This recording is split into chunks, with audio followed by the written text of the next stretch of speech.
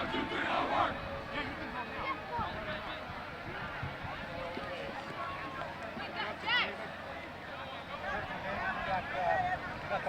Hawks would like the following sponsors for their support of Hawk football. Community Choice Credit Union, Danielle Silver Real Estate Team, Dapper Dan, Daylight Donuts, Northwood Grocery, District Venue, But at halftime, our guys are one in the black team. Jewelry, They lose each other. Johnston goes that way, Ankeny goes that way. So. Yeah.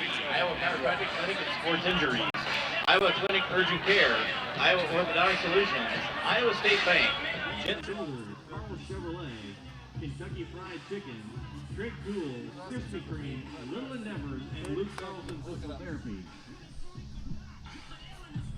I'll shout it out to the middle of our broadcast. Boomer! You guys step one step this way. Yeah, there you go.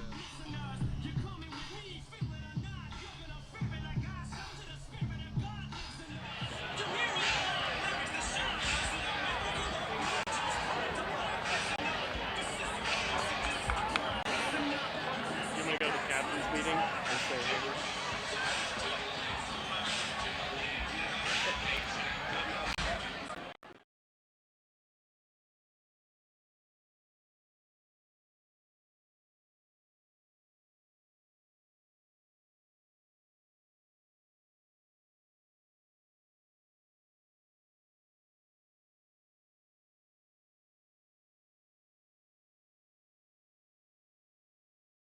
Last week on the road, tonight they switch sides, switch uniforms, and try to switch outcomes. Hello, everybody. Paul Yeager along with Tim Halbert. Jeff Brooks will be along with us in a little bit. Tonight, Tim, you have an Ankeny team that lost on this same field last week in an overtime game. Both of those teams, both the Hawks and the Jags, could have won. They also could have lost. The Hawks tonight have got to find a running game. Hopefully this side of the stadium works is a better side for him in this game. No, I thought they played it. Hey, that's for those guys. Thank you. Yep.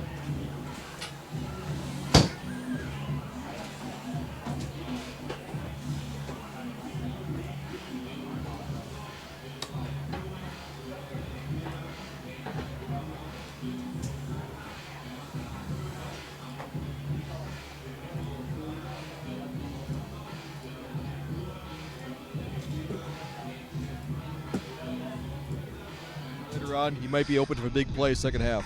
Coach Brian Woodley in his 17th season at Johnston. He's got a lot of personnel. He got a lot of them into the game last week against Urbandale.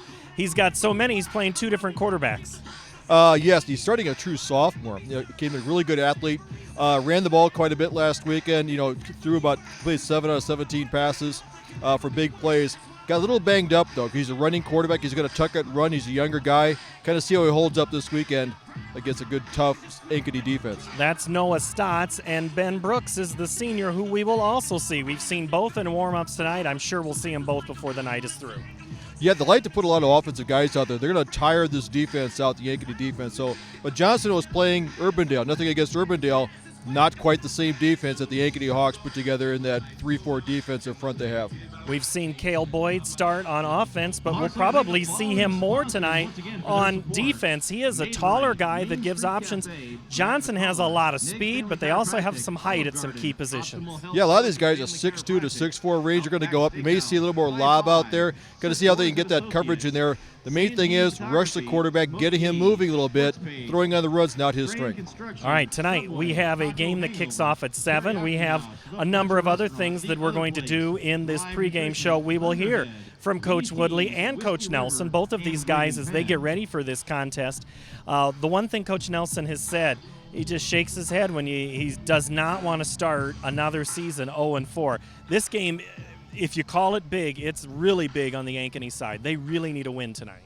Yeah, I talked to the schedule makers. Why are we scheduling these guys so early? But it makes them tougher. Last year, they had that tough stretch. They went 1-4, rebounded, but went 5-4, made the playoffs. I think they're going to count themselves a lot better right now. I still expect both these teams to make it in the playoffs at the end of the season. Both are very good. A lot of great games tonight on CISN. You've got this one. You have Southeast Polk at Waukee. And then, oh, by the way, that little game that settles West Des Moines, Valley, and Dowling. That one's at Valley Stadium. All those games put us up in 3 monitors. You can watch us all, but we're glad that you're watching us right now. Our pregame show continues after this break. We'll hear from Coach Brian Woodley of the Johnston Dragons, and after that, Rick Nelson, and then we'll have kickoff coming your way from Ankeny Stadium tonight. Central Bank is proud to support the unmatched spirit of sportsmanship and hard work exemplified by our local athletes. We're fans of high school sports and the way the big game and hometown team rally a community. Best of luck to all of today's competitors. Play hard, have fun, and make something great happen. Central Bank, member FDIC. Moms typically get to make a majority of the healthcare decisions for their family. That can be a lot of pressure, but not for me, because I know the choice is ours. For medical tests like MRIs, X-rays, CAT scans, and of course mammograms, ask your doctor to refer you to Iowa Radiology. They work around our hectic schedules, they're the best at what they do, and they're so great with my family. They truly care, and it shows. Visit iowaradiology.com or call to schedule an appointment. Iowa Radiology. The Fletcher in Ankeny. Words cannot even begin to describe our Sunday brunch.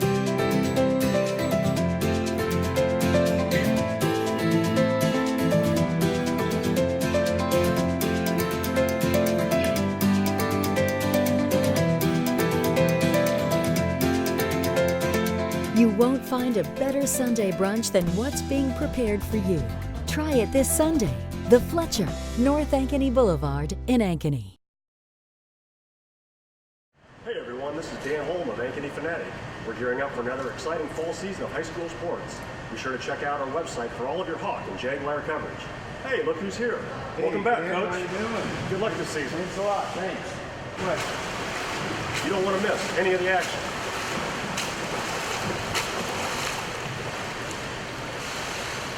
Here we go, Jazz. Thank you. Go to AnkenyFanatic.com for your best local sports coverage around. High quality beef doesn't have to come with a high price. High Beat Angus Reserve. It's 100% natural, hand-selected, pure quality beef. The cuts are tender and the price is lean. We choose our beef knowing what will deliver the best flavor and most tenderness. So now, going out for a great steak can be as simple as going out to your grill. High Beat Angus Reserve. Dinner out just became dinner in.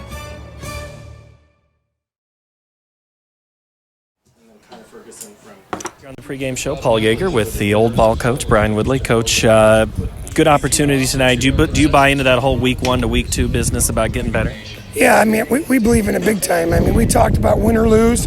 You know, the first games don't define your season. It's what you do from that point forward. And, you know, it was very nice to get a win against Urbandale last week, but we all know that we didn't play our best, which is a good thing. That means we can come back to practice. And, you know, this week we really pushed the kids hard. I thought we had a really good week of practice, knowing that we're going to face a really good Ankeny team tonight. And if we don't improve, it could be a long night for the Dragons. So I think we put in the preparation. Now I'm excited to see if we can go out and execute the game plan. What did you like in last week's performance? Well, I like, number one, you win, and you beat a rival like Urbandale. It's a home opener, gives you a little bit of momentum to start the season. You know, I like that we got to get a lot of kids on the field, you know, get them some experience on Friday night under the lights with a big crowd, and got better. You know, we are playing a lot of new faces, and to get them in there, and you can't simulate that in practice. And that's what's huge. We're trying to build our depth because we're not real deep, and you know, it helps when you get them in a varsity game. Defensively, you're trying to be physical. I mean, you guys have always been tough. What do you see tonight as a challenge for you on defense? Defense has got its hands full. I mean, we got weapons. Ankeny presents a lot of problems from the quarterback position. Guy that can throw it and run it, which is a big problem. When a guy can run and throw, puts pressure on your defense. And then, obviously, Breck, the big-time receiver, number 11, you know, that's kind of been our focus. We got to keep zeroed in on him. Keep him away from the big plays is going to be the key, and make them earn things, and make them take chunks down the field, and hopefully they'll make some mistakes along the way. Offensively, it's always identity kind of develops as the season goes on. What's your identity right now? Well, we're still trying to figure that out. You know, we're playing a couple quarterbacks right now, and Noah Stortz and Ben Brooks.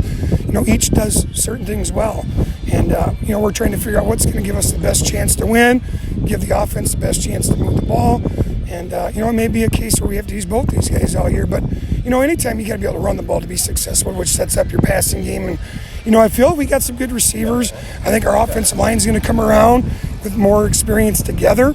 And, that'll give us that possession kind of offense that I'd like to give our defense as much breaks as we can. Real fast. I'm sorry. You are fast. You got a lot of speed in a lot of places. That's hard to defend. Yeah, we do. We brought back some good kids that played last year that have speed in the slots, and Quincy Hale, Alvin Brisbane played, a little bit for us last year. But I also think we got that good mix of the tall receivers that can kind of mix in there and give us those possession types and catch the balls underneath. So I think we do have the hookups. Like I said, the hardest thing on offense is getting all that timing figured out. What's the last thing that fans need to be looking for tonight? Where do you think the big part of this game is? Well, obviously, coaching cliche, the line of scrimmages are always huge. Anytime you play football, can we neutralize them up front, get some penetration, and play in their backfield a little bit and force the quarterback to make some bad decisions? And then, for us, offensive line, are we getting some push? Are we opening up some holes for the offensive guys to run the ball early? If we can run the ball, that sets up so many other things. So that would definitely be the key as always, and taking care of the football that I know both teams want to do. Value the football. So it's a limited commodity. You only get it so many times. Yes, you only get so many possessions. You got to do what you can with them. All right, thanks, Coach. Appreciate it. Thank you so much. Head Coach Brian Woodley, the pregame show continues. Kickoff coming your way soon. High-quality beef doesn't have to come with a high price. High-Beat Angus Reserve. It's 100% natural, hand-selected, pure quality beef. The cuts are tender, and the price is lean. We choose our beef knowing what will deliver the best flavor and most tenderness. So now, going out for a great steak can be as simple as going out to your grill. High-Beat Angus Reserve. Dinner out just became dinner in. We might not always know what the day will bring, but some things are certain. The sun will rise, and your lights will go on.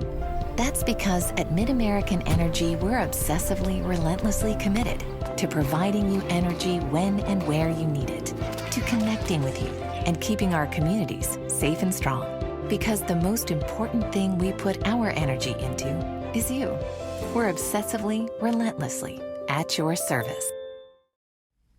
Back here on the pregame show, Paul Yeager with head coach Rick Nelson of the Ankeny Hawks. Coach, do you buy into that week 1 to week 2 getting better? I hope so. I hope we do. Yeah, we made a lot of mistakes. I'm sure Centennial did. I'm sure every team did that played. Just the games you watch on TV. Those kids, some of them are 22 years old. They make a lot of mistakes. So I think everybody will improve from week 1 to week 2. Just see what you can and can't do. You talk about mental things. How is that something that you can address in a practice setting in just a couple of days? Well, these kids are 16, 17. Maybe we have some 18-year-olds. Their focus isn't very long. And so to get them to focus and, to really be disciplined within a practice is not easy. The saying is it's like herding cats. So that's, I think, a battle with probably a lot of high schools. That, the kids just, they don't understand how important practice is because it carries over directly correlated to how you're going to play in the game. And so if you're doing things half speed or, your focus isn't there, there's a good chance it's going to carry over to Friday night. So that's what we're trying to eliminate. Trying to get into their heads that if you practice that way, you'll play that way. Yeah. Our kids played extremely hard, which is awesome because that's really hard. That's the hardest thing. You can't control their effort. They do. So our kids, that part was really good. So the mental part, I don't know if it's 50-50, but, they have some responsibility for it. Coaches have accountability for it. It's probably one of the harder teaching jobs there is. When I took this job, you only taught high school 1 year. Okay, well, I taught, college football for 30, so I actually have taught. It's the hardest class that anyone will take. Physics, that football doesn't compare to anything. It's way harder than any subject out there. And because of what? So many moving parts? I mean, I understand the game's difficult, but how do you say that it's that difficult to coach? Well, you never take a test and have someone hit you right in the mouth. Right as you're getting ready to write down an answer, you don't have someone hit you right square in the mouth. You don't get knocked down in a test. You don't get tackled in a test. You don't have to sprint during a test. So it's way more difficult. Playing quarterback, if you're a throwing offense, there's a ton of moving parts. When you're talking about offensive linemen, there's 5 of them. 4 of them can just be doing an outstanding job. 1 doesn't, and the play stinks. So in a test, you're not counting on anybody else. It's an individual knowledge. In football, it's 11 on defense, 11 on offense, it's 11 on the kicking game. So you're counting on teammates. It's a group effort. And if somebody's not holding up their, you've always heard it, it's the weakest link. That's what makes it so hard. And there's moving parts. The other team also practices. The other team also studies. The other team also has coaches. So, I guess if, you were going to take a chemistry test or an English test or write an essay, if like every 40 seconds someone just smacked you, I still don't think that would even compare to what football's like. That's an interesting analogy I don't think I've heard. But no, I agree. Coach, tonight you have an offense that's trying to find some legs. The arm was working. Brecht is a guy that people are going to be key on. So is the running game important? Is it important to establish the running game tonight? Yeah. I mean, it always is. If you can't run, it's hard to win because there's going to come a point when you have to run the football, whether you're ahead or you're 3rd down and 1. So that becomes important. And saying the same thing on the other side of the ball, you have to be able to stop the run. And, we're not talking about 0 yards for our defense, or we're not talking about rushing for 300 yards. It's simple. Football is pretty simple. If you can make 4 yards, you're doing pretty well on any given play. If you can make 4 yards, and sometimes that's difficult. And then if you're not all on the same page, it even becomes a little bit harder. Now, if you have an outstanding running back, kids probably don't know who Walter Payton is, but sometimes the Bears, when he was playing, didn't have the best line in the NFL. But gosh, he would make people miss and just make outstanding plays that you're just. Same with Barry Sanders when he played for Detroit. He didn't have all pro linemen in front of him. He was amazing. So we just need some kids to step up and make some plays when maybe things aren't perfect. And if we can do that, I think we're going to have a really good season. Defensively, you've got to stop an effort, lots of personnel groupings. They give you lots of different looks. How difficult is that to prepare for? Well, it's not near as hard as it was last week. Even when I watched the game film from last week, I thought, this guy has the ball, and I'm watching the game film, and the camera's following him, and all of a sudden the other that goes off camera, he's got the ball. So I think at least tonight they'll do some things. They'll run their quarterback. He had some nice runs against Urbandale. So we know we're going to have to stop him, and they run counter and speed sweep, and then they'll run the quarterback. So we understand that. It's going to be important that we can make first downs. And last year we've had some really interesting games with Johnston. I mean, just like a 52-yard field goal with no time left. Last year we inside their 10 4 times and got 0 points. And one of them went 97 yards. They were on the 1-yard line when he got tackled. So, we're hoping that we don't help Johnson and, make those guys play against us and not be a 13th or 14th guy for them. All right, Coach. Appreciate it. Thank you. Thank you. Head Coach Rick Nelson. We're back with kickoff in just a matter of minutes on CISN.TV.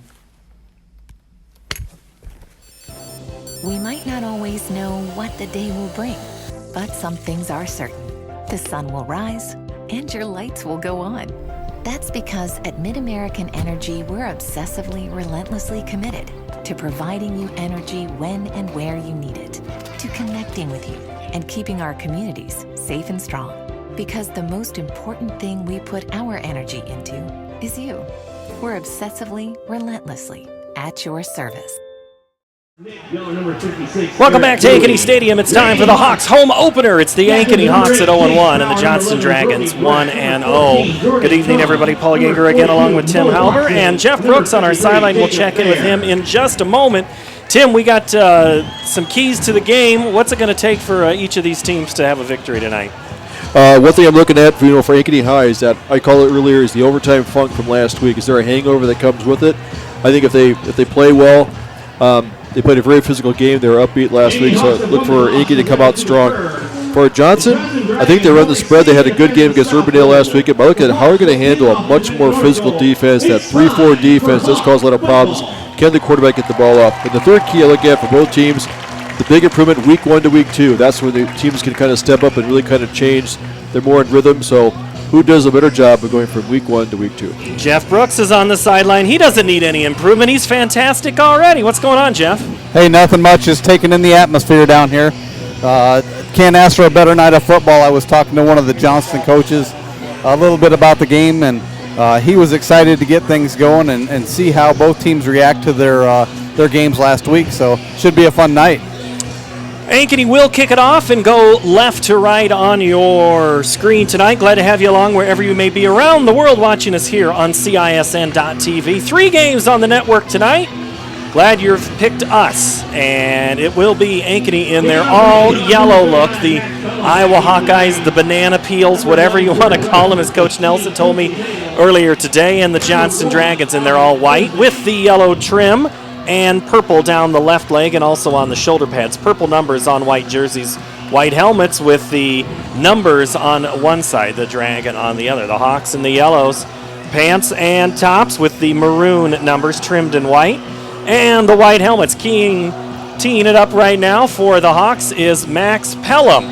And back deep for Johnston is number 11, that's Jordan Rush, the 5'8 senior running back, who is going to be some guy you will hear us say a lot tonight. Also back there is Alvin Brisbane, and we are set to go from Ankeny. And now underway, short kick. Brisbane's going to take it at the 11-yard line. And he is going to be spun up and spun down right there at the 21-yard line. Mo Watson, and also in there for the tackle, Jackson Penningroth. There's a familiar name to Wartburg Division III fans. Yeah. Father Vince, not too shabby of a football player in his day.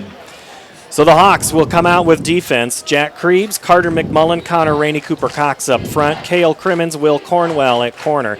The linebackers, Mo Watson, Yeti Tawatia, and Bracken Manis. Back deep, Ryan Crandall and Brody Brecht. And getting the start for Johnson at quarterback is going to be the senior, Ben Brooks. We'll see both quarterbacks as the night unfolds. Next to Brooks is Rush. Out of the gun, they give it to Rush up the middle, and he stood up. Maybe a yard gain. Yeah, good job by Crimmins coming in there, putting the first hit on there, standing him up, go out there, and then Cribbs coming over, making the tackle. So coming in there, looks like a double tight end set. They call that very typically a 12 personnel, 1 running back, 2 tight ends. Trying to get some movement up there in that offensive line. Trying to keep those defensive ends enclosed instead of getting outside lanes for Rush. Rush now is on the right. First pass of the game comes to the near side. It's caught on the screen by Johnston's Austin Ankeny. The Tawatia in there on the hit. Good hit there. Stopped him for a short gain. Bringing up, keep him from going upfield. Getting a few yards, bringing up a 3rd and 3.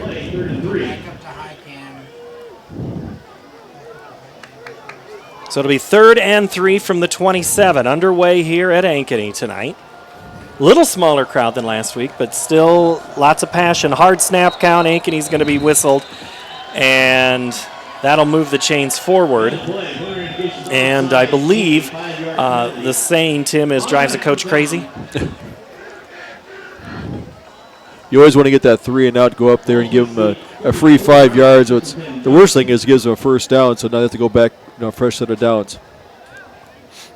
So the third play of the drive will be a first down and 10 from the 34-yard line. Roll out. Setting his feet, now coming back. Here comes the pressure on the over pursuit.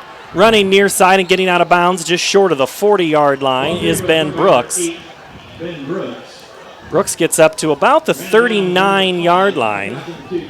Gain of 5. Randy and Crimmins in there really kind of pushing that edge. Also Watson on the blitz from the outside kind of pushed that whole pocket on the right side of the quarterback where it collapsed. En's got to watch his coverage over here on the other side to kind of keep him from escaping that pocket. 2nd and 5. Handoff rush right side. Over pursuit works. Mo Watson, and also making that stop for Ankeny is Brecken Manis. Too bad we never say his name, Tim. Yeah, these guys, do we mention them last week at all? So those guys were in any plays at all? Loss of 2. Now you're back in the third down. Third down and long. Anything you third and more than 5, keep the play in front of you. See if they want to use that height that Johnston likes to use on these quick passing patterns. They have 2 receivers to the right. Rush is on the left side now. Back for pass protection. Across the middle throw. Caught one-handed. First down for the Dragons. Big number 80, Johnston Ankeny. That'll move the chains up to the 47. Big time catch. That ball was a little high. Went out there, one-handed it, brought it down. Big play. That's a tough one to cover. Came across the formation. He was lined up here on the left side of the formation. The tight end dragged across the middle. Fun open lane. Hit him. First down. Rush early on with a couple of big touches. It'll be 1st and 10 from the 48. Just under 10 to play here early on. Play action. Brooks hit as he threw, and only one there was Manis, incomplete. Cribbs in the backfield, knocked down his blocker and the quarterback all in the same play. So he's going to make a presence. We called his name quite a bit last week, and he was in the backfield a lot. I look for a big game from him to get a rush on there to see if he can disrupt that passing pattern. Now, it's what you want to do is get him on a 2nd and long. 2nd and 10. Now 3 receivers come to the near side for Johnston. They go rush. Cuts back against the grain. He's not going to go anywhere. Manis got his hand in there first. Cale Boyd came up 2nd, as did Mo Watson. And let's give a shout out to Ryan Crandall, too. So gain of 1 on that play. Yeah, Manis did what an outside linebacker does. Set the edge. Even the blockers are here on the left side. He kind of cut in, forced the running back inside where all the traffic was.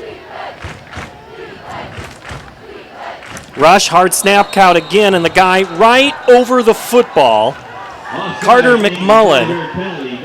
If that's not going to drive a coach crazy, I don't know what will. But it will not be a first down after they step off 5. It's a little more manageable. But exactly. That's the difference here. I think there's a sense that they can get a good rush on him. I think they want to get up and attack that offensive line. But you got to watch that. Keep one eye on the ball and not give him cheap yardage. Ball on the 46. Rolling out. Screen. Here comes the pressure. Ball's on the floor. Picked up by the Hawks. Number 45 is going to go all the way for a touchdown. Cale Crimmins scoops and scores to the house, and the Hawks take an early lead on a defensive touchdown. Now that makes the coach smile. When you come in there, give Krebs in there. They're back in that backfield right away. Had a great rush going on. Crimmins looked down. He goes, okay, don't stumble. I got the ball. Found his wheels. Great start to the game for the Ankeny Hawks. Nothing better. Your offense hasn't taken the field, and you're going to have a 7-0 lead. So a 49-yard, 54-yard pickup and score. Don't worry, I can do math. The extra point is up, and good. Hawks lead 7-0 from Ankeny. Johnston Dragons 0, your Ankeny Hawks 7.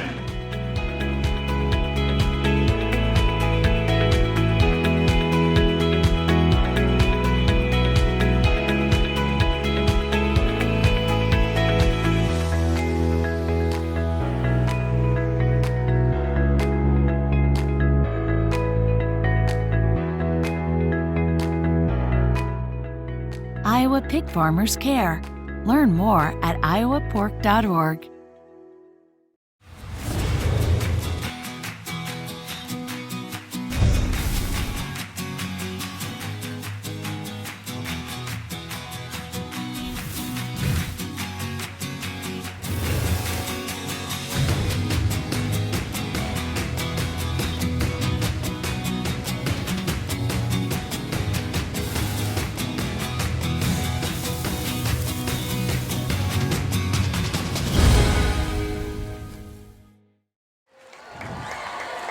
Ankeny was facing third down on defense. They turn a sack into a score. Cale Crimmins scoops and scores, and the defense scores for the first time this season. 7-0, Ankeny Hawks lead. Paul Yeager, Tim Halber, and the CISN crew tonight in Ankeny, and that was made it look easy, Tim.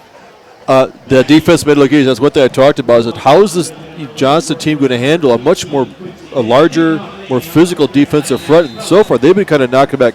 Outside, they gave them 10 free yards on penalties, but the linebackers, linemen, really kind of doing a great job. That is the linebacker's dream, to go see that ball bouncing in front of you and a lot of green turf. So, good job by him. Reminds me of an old story. As the kick is away again, and it'll be Brisbane all the way back to his 5 this time. He's going to go return right, get a good block there, but it's too good of a block. Penalty flag, whatever return is going to come back as Brisbane now takes it up to the 37-yard line. But when you see the return team, or when you see the kick team with a player land on his face and hands, chances are he had help getting there. And it's an illegal block, so Johnson will start deep in their own end zone. Let's bring in Jeff Brooks down on the sideline. And Brooks, you were a little bit out of position because you thought the play was coming towards you, but you could still see the result. Yeah, it was working my way, and I got a good shot of that. That Ankeny defense swarmed in, knocked that ball loose, and is on. And just on a side note, Coach Nelson was down here on that kickoff, and he smiled and gave me a wink and said, "Boy, we'll take that one. We haven't had a break like that for a while." So that was a good moment. Smile and a wink. All right, so this penalty will send Johnson all the way back. Looks like it's the 6-yard line is where that drive will start. So they got a ways to go. 94 yards for the score. That was a 10-play drive, 2 of them penalties, and a 54-yard score by Cale Crimmins. And there's an old story about coaches yelling scoop and score. Sometimes you just fall in the football, but when it bounces to you right like that, Tim, you just got to go to the house, right? You got to go for it. Brooks gives it to Rush, and he is swarmed in a hurry. Doesn't even make it back to the 5-yard line before Colbin Blass makes the stop. Jet also in there, and there'll be no gain on the play. Yeah, Cooper Cox in there as well, defensive back coming up, forcing that corner. Did a good job. See a little bit more on the run support. When they don't have a wideout on his side, he's going to crash it down on the tight end. So Brooks again on this drive. He'll roll out to his right, toss it to Rush on the pitch. A dangerous play back there. Mo Watson got a hand in first, and the second tackle was Will Cornwell. There's that Mo Watson guy again. Going back there, causing all kinds of havoc in the backfield. But a great job. He's in there, tripping him up. So far, for Rush, he's had no chance to kind of get his legs and kind of get any speed. Everything, he's kind of dancing back there trying to find a hole, and he can't cut. He's cutting back into the defense. That's Rush's 5th carry for only 1 yard on the game so far. So the Johnston defense moving backwards. Brooks in his end zone, runs, throws down the sideline. He just gets rid of it. He was intending his receiver, Lute Woodley, coach's kid. Lute didn't have much of a chance. That was just get us to a punt, as there was some pressure there coming from, looked like Carter McMullen or Jack Krebs. Yep, 3 plays, -1 yard. So great defense. Way to come back. Usually sometimes there's a letdown after you make a big play like that, thinking you've got it. But no, they stepped it up. Actually made them lose a yard within 3 plays. So a great 3-and-out effort by this defense. Back to punt for Johnston. And Johnson gets it away, and then Brecht takes it at the 43, and then he goes backwards 3 yards. Not sure Brecht really wanted to pick that one up, but he met Tilgis on that play. Punting it away was Jack Rutz, And it'll be the Ankeny offense for the first time here tonight. And they'll start on the plus side of the field at the 45-yard line. So 45 to go to the score. Short field. Let's see what Jace Bauer, and let's see, they bring out Colin Kadoff. Brecht goes out there. Weston Folk. Cale Crimmins, or Cade Summers, that is, comes to the near side. Jordan Cum at the wing-back position, goes in motion. They give it to Cum. He cuts through and is tackled. Jake Tilgis.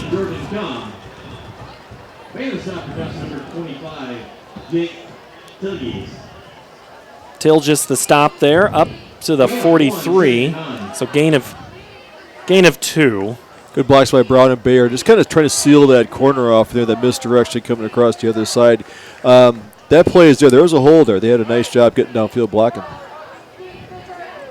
Bauer looks to the right, throws, caught by Summers at the 40, inside the 35, and he's close to the first down, but I think he's going to be short by maybe a yard or 2. Well, looked like no gain there, but he kind of put a little stutter step, caught himself a little bit of time, get to the outside, took what looked like it was going to be a no gain into about a 7-yard gain, creating a 3rd and 1. 6:38 to play, first quarter. Kadoff goes to the other side. Kadoff gets the call. It's going to be a tough sled, and he needed to get past the 35, and he does, to the 34. Move the chains for the Hawks. Espino, Belding, Thompson, that side of the line, good job blocking in there. Just kind of not letting the Johnston defense get any penetration. If you can kind of keep him, you kind of stonewall him right there. Find a little seam because you don't need it to get a yard. He picked up 2. Ball on the 44 for the Hawks. Bauer trips to the left. Here comes some pressure, gets it away on the screen. It's caught by his running back, Kadoff, and he's met in a hurry by Cal Killian. And that'll be no gain on that play.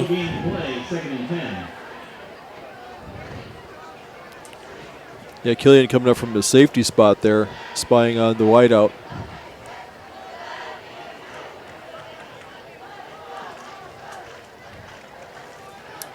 Come in motion, gets it on the jet sweep. He's got some room, gets down that near sideline before he's spun out of bounds. Coming up for Johnston, Trey Walker. Tilgis is there. And so was Cal Killian. Going into the short side of the field, one thing I've noticed that coaches are watching to see how is this defense reacting to Brecht out there on the wideout. Are they getting a lot of single coverage? So you're kind of reading this, not even though it's away from the play, you're kind of seeing how is the defense setting up against your elite receiver. There was some questions about why, say 2 guys moving in and the clock was spinning down. Ankeny was a little unorganized, but we're not. We'll step away for 30 seconds and be back. Hawks lead 7-0. This is CISN.TV. Every month or so, there's another story in the media about when and how often we need to get our mammograms. It's kind of confusing. When this happens, I like to consult with experts. So I called Iowa Radiology. They recommend women get an annual mammogram starting at age 40. They know that it's the best way to detect cancers early and save lives. And that's good enough for me. Visit iowaradiology.com or call to schedule your mammogram. Iowa Radiology, our focus is your good health. Ankeny on a defensive score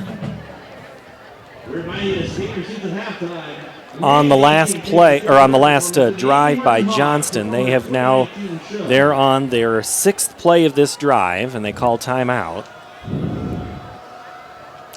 Big play. You got a 3rd and 2 here. You want to get the right play in there with personnel.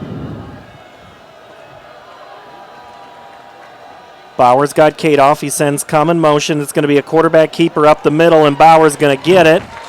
The first down and then some. Tilgis and Geller. Nick Geller, the Sam linebacker, played Mike last year, kind of had to move around. He goes wherever Coach Woodley needs him. This year, they needed him at that position. 3-year starter. And Bauer. Let me get hit. Oh, he's bleeding.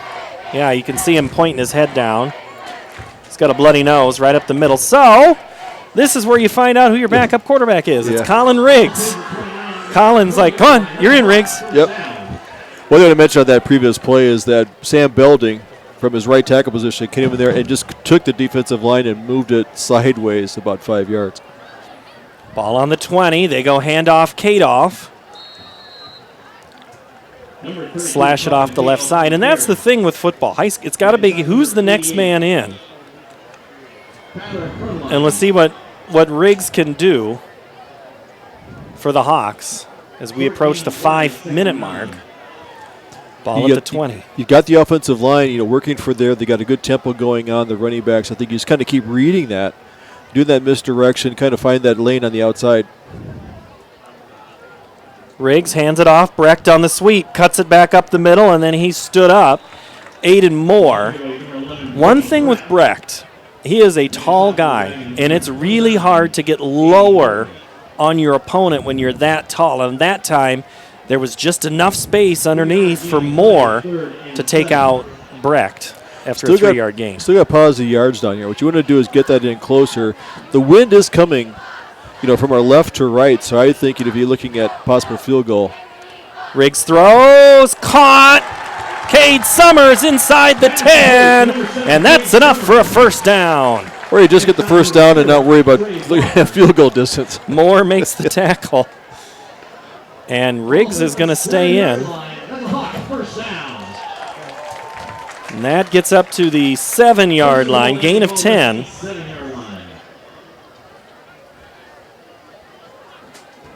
So the Hawks both moving forward and backward. So Bauer back in. High snap, gets it back. Summers. Kadoff is trying to get his legs moving, just couldn't quite do it. Number 32, Colin Kadoff on the carry. Those were a lot of games we watched last year. They get down close, they got to be able to punch it in. I think they got the offensive line is doing a really good job in there, getting some seal blocks in there. So we'll see how they can do it. Basically 6 yards out from pay dirt. One thing Coach Woodley says, he goes, Coach Nelson knows the offensive line. He coached that in college for so long, and he knows the line. Let's see what the offensive line can do here. Second man through is Kadoff again, but coming in from the backside is Cal Killian. He kind of prevented Kadoff from going any further, and so now it'll be third down, and your big receivers come back in. They brought a second tight end back, then Carson Hilsenbeck came in. There's a lot of traffic in there between two fullbacks and a tailback and a quarterback. They just kind of bunched it all in the middle. So I look for something. Look to the wide side of the field. They're here on the right hash. Look, that left side is wide open. They get a one-on-one. Might see something going, maybe a rollout, sprint out up there. The hot receiver is number 11, and he's standing at the 10-yard line. They're going to roll out to Brecht's side. Bauer sets and throws in the end zone. It's going to be caught. Touchdown, Ankeny Hawks. Jordan Comm in the end zone on a 7-yard touchdown pass. Jordan says, I can catch him too, and he was wide open. The tight end went out there. Weston Full came short. He's going in front of the goal line. He drew a receiver. Then he had Brecht out there drawing another couple defensive backs, and then, good play call. Roll out to the left, find your open man. Good offensive series here. Very first series for the Ankeny offense. Riggs will now come back out to be the holder as Max Pelham punts it or kicks it through for another extra point. Hawks lead 14-0. It takes more than a great price and great selection to continue to grow every year. We believe the reason is our core values. Hard work, we work hard for you. Integrity, it's not optional, it's required. We build trusting relationships and don't run when the problems arise. We're always improving the customer experience. It's been the Schottenkirk way for over 50 years. Schottenkirk Chevrolet, Waukee, and the all-new Schottenkirk Ford, Indianola.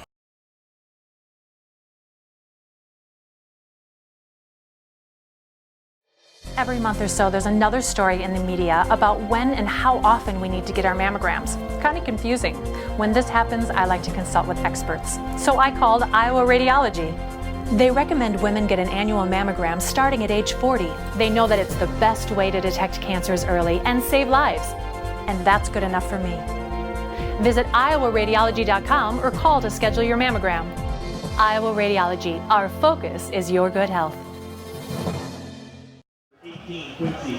Bauer on third down, which was the 12th play of that drive, finds Jordan Cum on a 70-yard touchdown.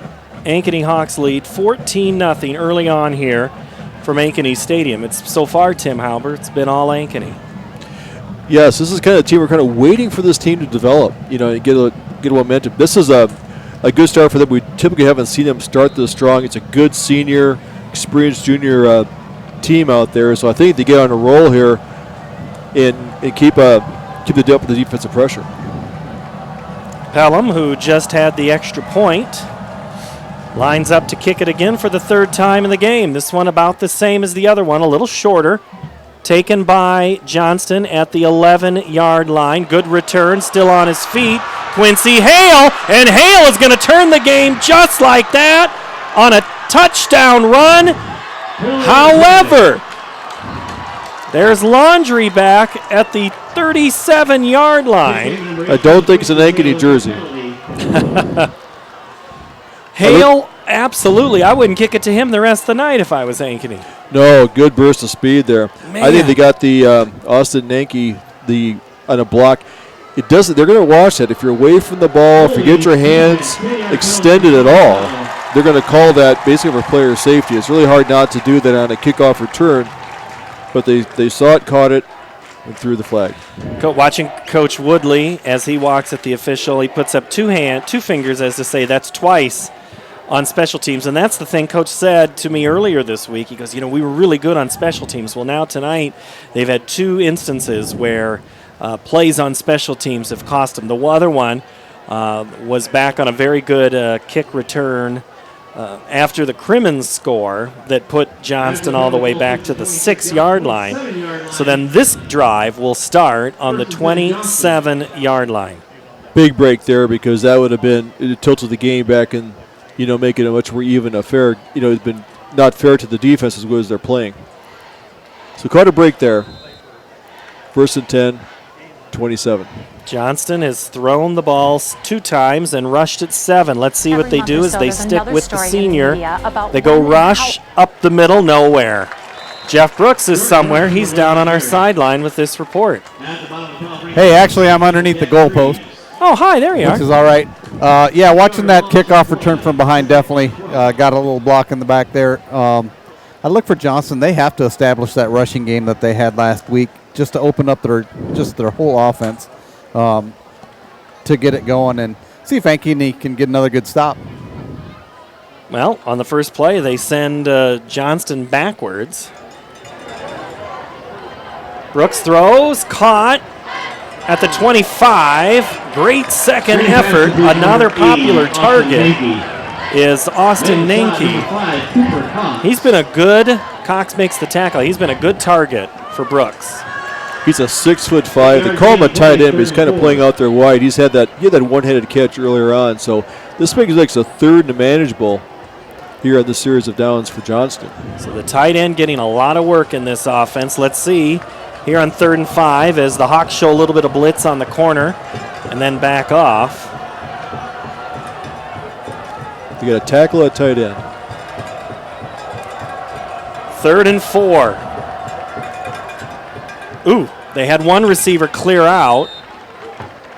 And that Matt Thompson caught it, but I got to tell you, I was watching Tyler Moore. He got behind the defense, cleared out the area for that play. Ball placed at the 39-yard line, 1st and 10, Johnston. Yeah, Thompson had a nice out. They kind of looked like they're going to run heavy to the left side because they had an offensive tackle playing tight end out there. But on an overload, went in pass protection, he got a quick out. And they get the first down, ball up to the 39. 4th play of the drive. They go rush up the middle. And then that is still going. That scrum is moving forward. Great pursuit by that line, and it gets 9 yards.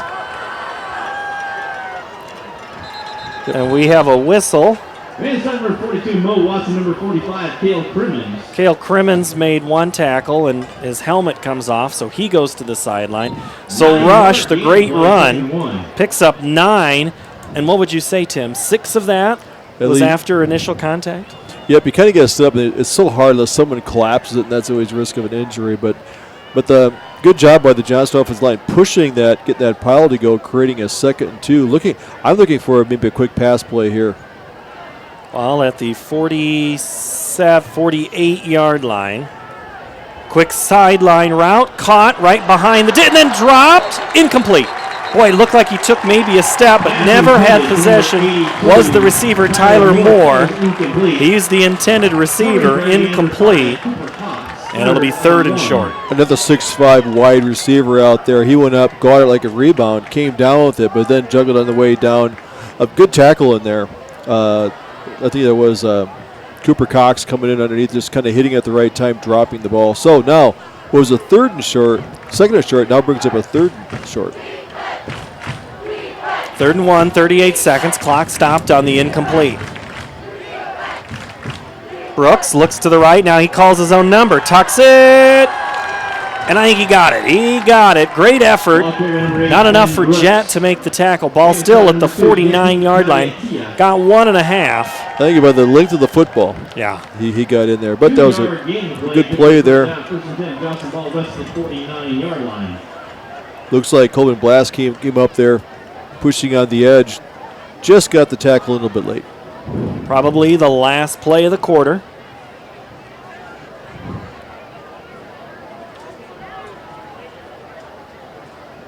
Screen, or just a whole lot of yellow jerseys.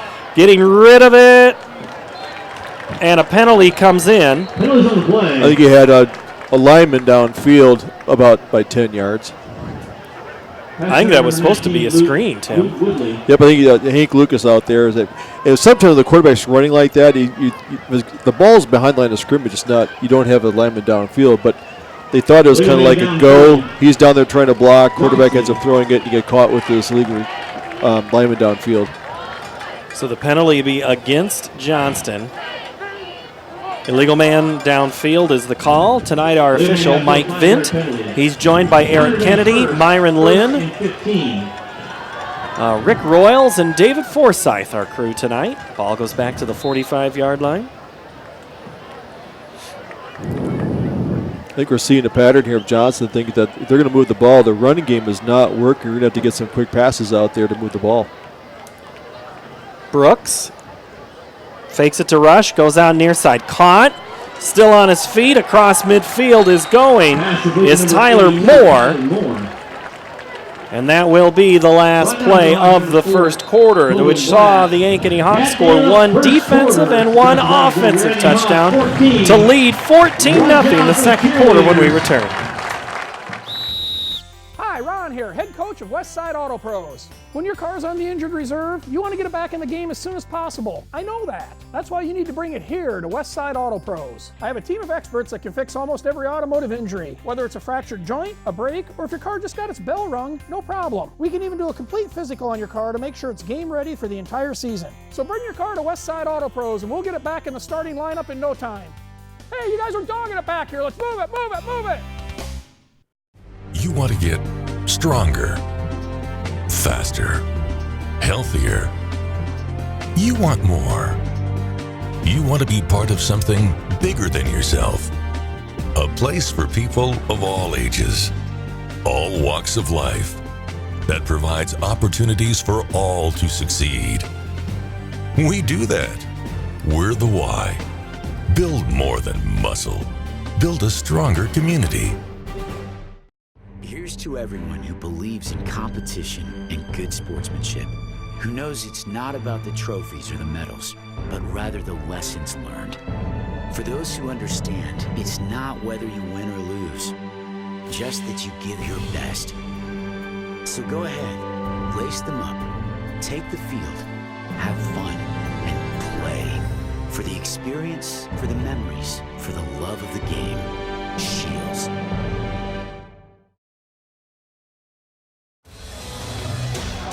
Quarter number 2 begins with a pass across the middle and an incomplete throw.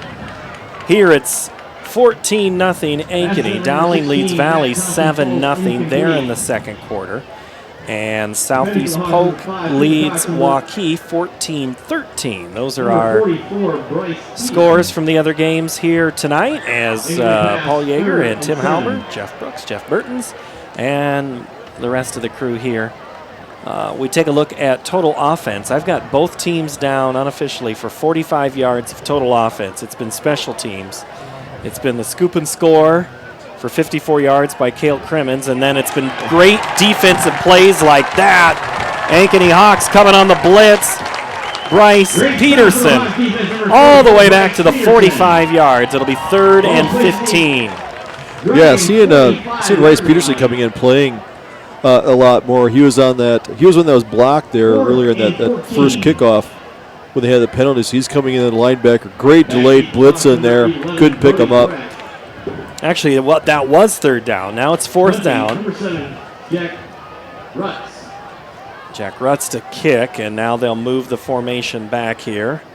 Brody Brecht stands back at the 15-yard line. Their sole punt returner. He's going to get a chance. Great kick. Calls for the fair catch. Taken at the 20. That was something at practice this week.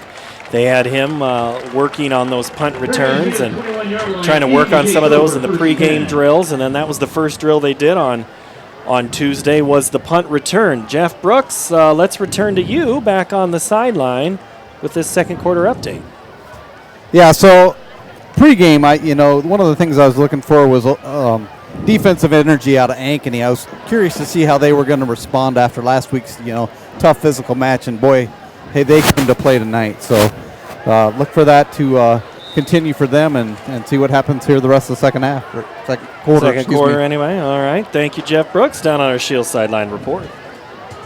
Hawks start with it on the 21.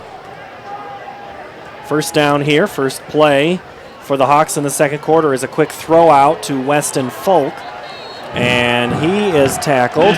Number 82, Weston Folk. Great meet right there by 14, Cal Killian. The stop for Johnston. 3-yard gain, 2nd and 7. Yeah, nice job. He caught that, turned upfield. Looks like he kind of stepped out before he hit the defensive back, but good forward movement. Pick up a positive 4 yards on the first down. Hawks no huddle. Just trying to keep tempo. Bauer throws to that near side of the field at the first down marker, and it's caught and then knocked out of bounds. It's like Cade Summers. That was Cade Summers. And again, making a stop is Cal Killian. Awful close, yep. Pick up first down. Just by the skin of the teeth. So, have they thrown at Brecht once? I have not seen a ball thrown to him once. Yep. So, knowing the teams are keen, they've got these other weapons and said, here we go. Cum goes in motion. Bauer calls his number. And he gets back towards the 34-yard line before Johnston's Cade Kennan makes the stop. So when Brecht lines up here on the left side, they've got Quincy Hale, which is one of their faster guys, who had the kickoff return that was nullified, but he must be looking at matching up speed against the speedy wide receiver. Well, and you look at the height difference. I mean, there's a difference there, a mismatch if you want. Bauer looks to the near side or the short side of the field, and it's incomplete. He was trying to go for Summers again. Pass is headed number 7, Cade Summers falls incomplete. Yep, Aiden Moore in the coverage. Defending number 4, Trey Walker.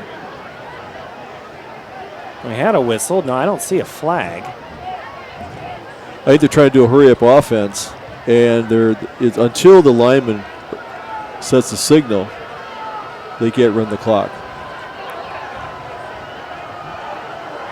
I think Ankeny likes the personnel that's out there. They're trying to move the ball against that same defense before they can substitute. 3rd and 8 on the 34, approaching 10 minutes.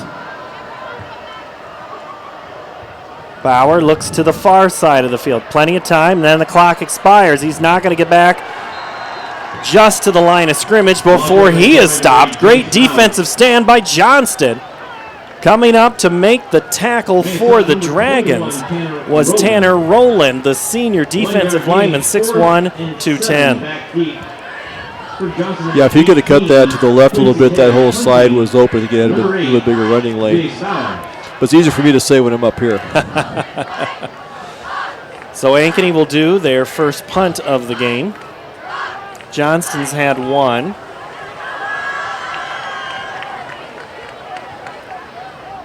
And that was a long, sustained drive, but just ended short. As the kick gets away at the 32. And that time was Bauer on the punt. So they had Bauer punt last time. I gotta look at this. I goofed up when I moved something. Let's see what Jeff wrote for us on that drive. At 29, Aiden Moore, an eyelash away from blocking that kick. Because Bauer took his time setting up and going for the kick, but he's going to have to get that off a little bit quicker, or else that's going to be they might snuff that later on. So Johnson will start at the 32-yard line.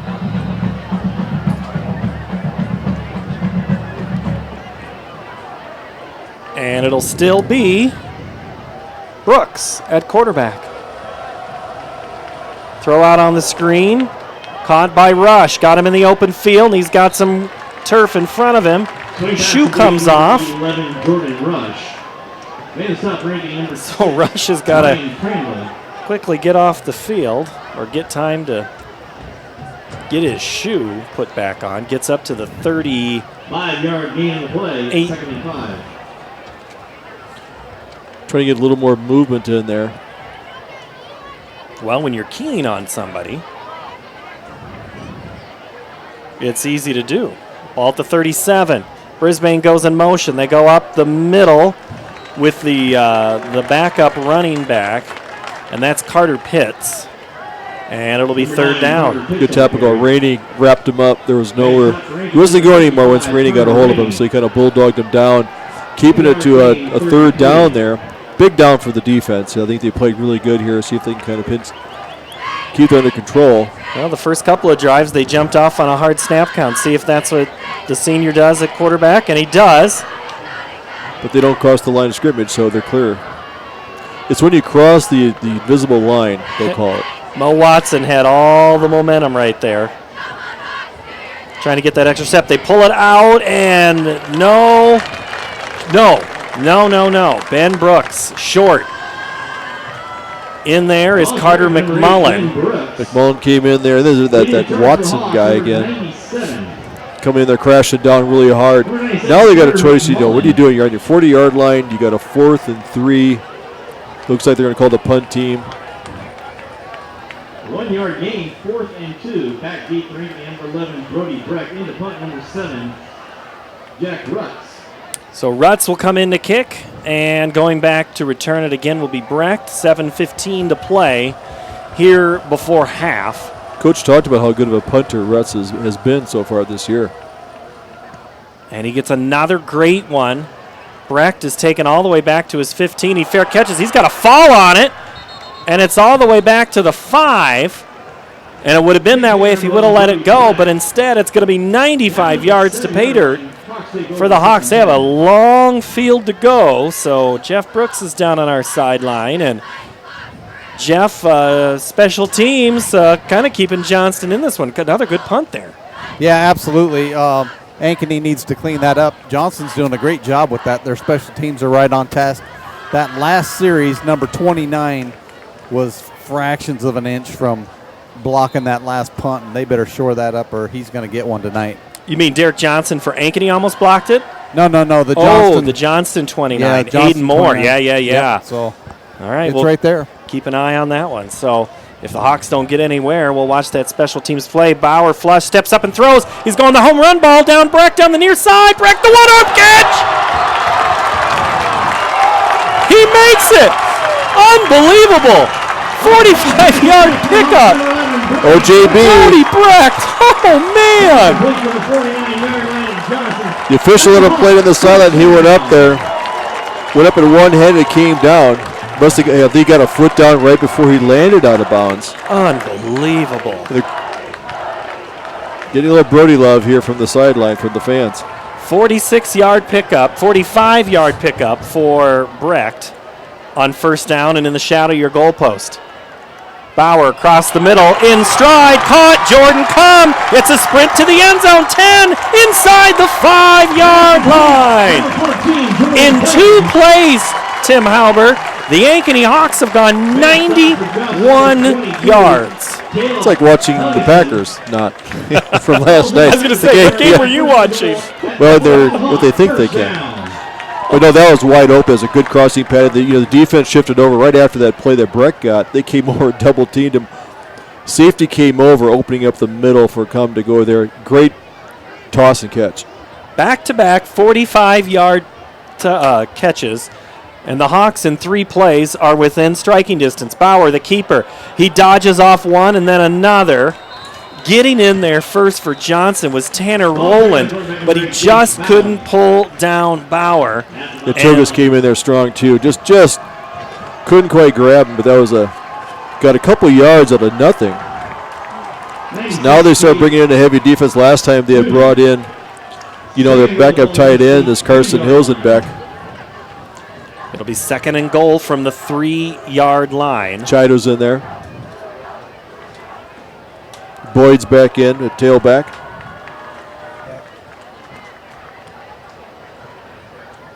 Bauer surveys. Second man through, Cale Boyd hops over, spins his way around. They're going to say he was down at the 1. The far official came over and said he was down after a 2-yard gain. Boy, I thought Boyd might have gotten that one. I thought he was spinning over the top of players. I don't know if he had touched the ground, but picked up 2 yards. He leaped over that line. We may see the same play again here on 3rd and 1. Boyd in there again. Chido in front. I love it. Carter McMullen in there at the other fullback position. Give me the ball. They go behind McMullen. Boyd's short. Spun around second, third time, trying to get pushed in. Carson Hilsenbeck, he won't do it. Hawks are going to be short. Great defensive stop by Johnston there. Tyler Kronlage.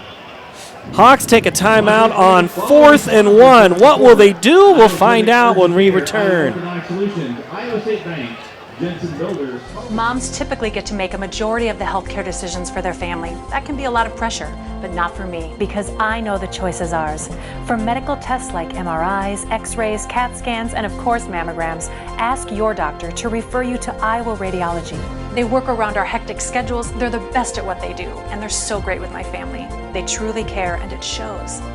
Visit iowaradiology.com or call to schedule an appointment. Iowa Radiology.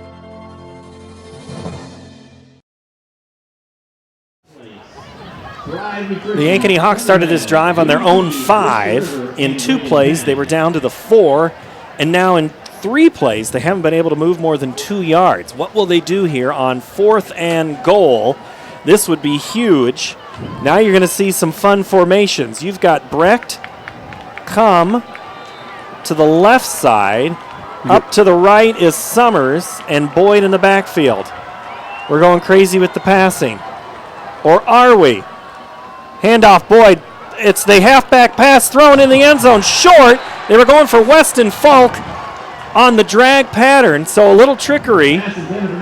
Comes up short. Incomplete pass. Turnover on downs. Johnson will take over at the 1-yard line. Yeah, I think it was a right play call. It was open. When you're running like that and he's running full speed, it's hard to realize you got to slow down just a hair, get your feet underneath it, and make a solid throw. You just got to lay it out there in front of him, just put it out there a little bit too much. He didn't want to throw an interception, which was a smart throw on his part. But now you're a defensive lineman. We have him on the 1-yard line. This is when you really want to catch somebody in the backfield. Well, remember last week, Centennial had a great play where it was the same situation. Ankeny on defense, pinned back, and Centennial got 19 yards on a play. So let's see if they can do it here tonight. They go rush, second man through, kind of a delayed run. They're not just running the dive, they're kind of waiting for that play to develop, and that's a risky play. Yeah, because the handoff happens about 2-3 yards in the backfield. Good play in the middle there.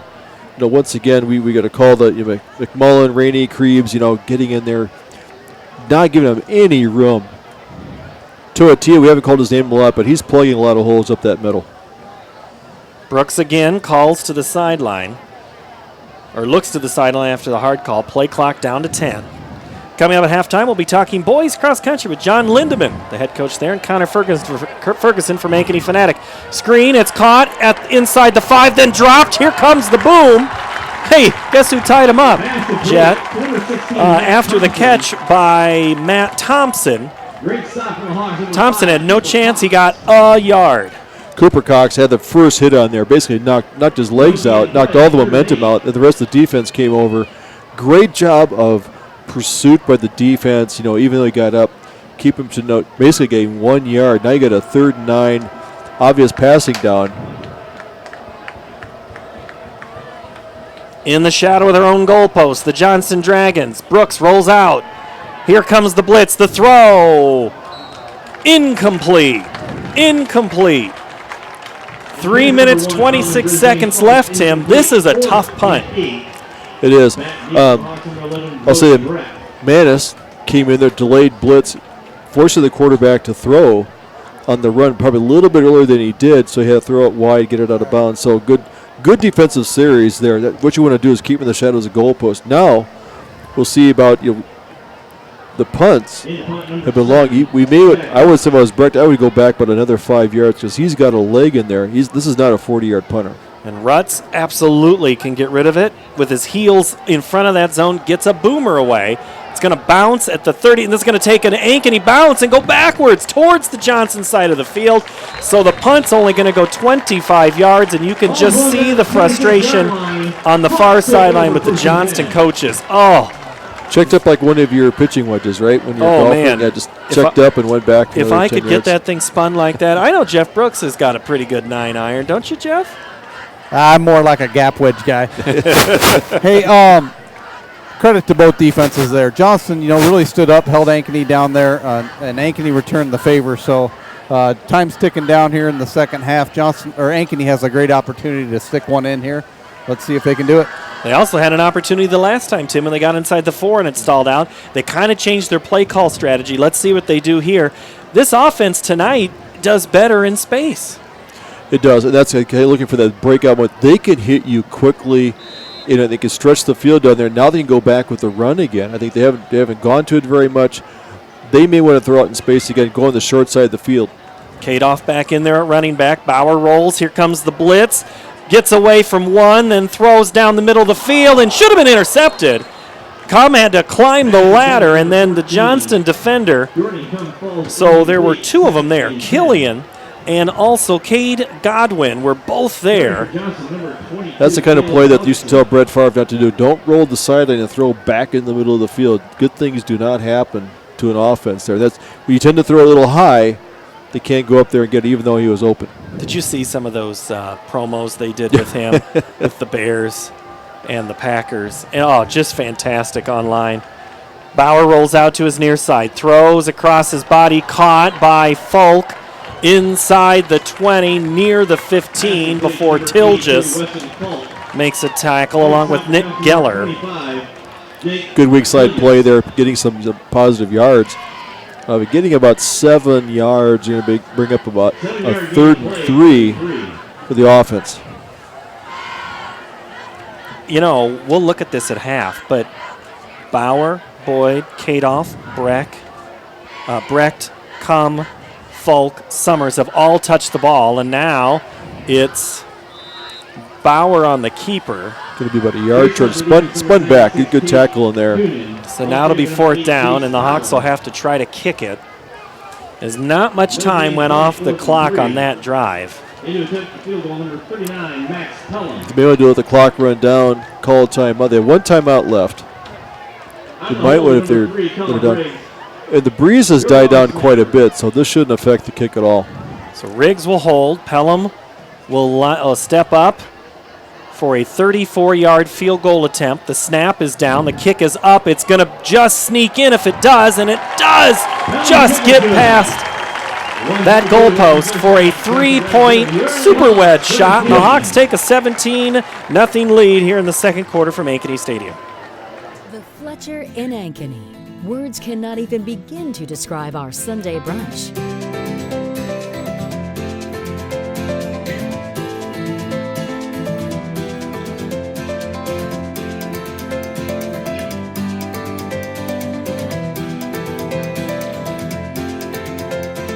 You won't find a better Sunday brunch than what's being prepared for you. Try it this Sunday. The Fletcher, North Ankeny Boulevard. Everyone, this is Dan Holm of Ankeny Fanatic. We're gearing up for another exciting fall season of high school sports. Be sure to check out our website for all of your Hawk and Jaguar coverage. Hey, look who's here. Welcome back, Coach. How you doing? Good luck this season. Thanks a lot. Thanks. Right. You don't want to miss any of the action.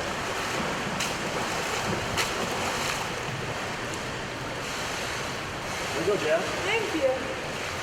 Go to AnkenyFanatic.com for your best local sports coverage around.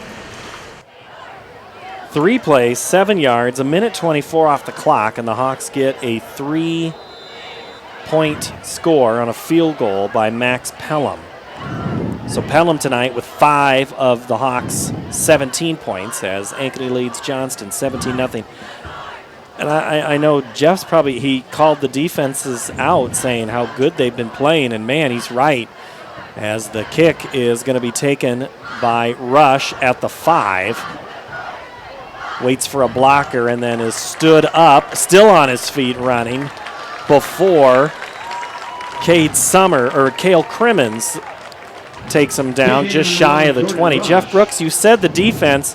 So right now, what do you got to say? Is it the defense at Johnston or Ankeny just kind of changing their strategy and offense here in the last couple of drives? Well, I think Ankeny's offense has done a better job this week with consistency versus what they did last week. And I think, going to multiple receivers is really helping them out. And I think in the second half that will help the running game as well if they have to cover more receivers on defense, if the Johnston team does. So, yeah, right now I think Ankeny on both sides of the ball is just better this half. Johnston still has a chance. Let's see how this drive goes. Ben Brooks comes out again at quarterback. It has been all Brooks.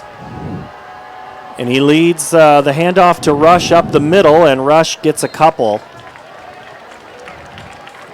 Good job by McMullen there coming in the tackle. McMullen, yeah.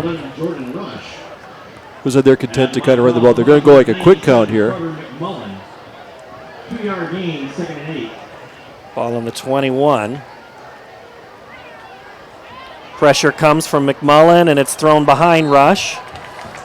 McMullen was giving chase there to Brooks. Yeah, they got McMullen. They moved him out to an end.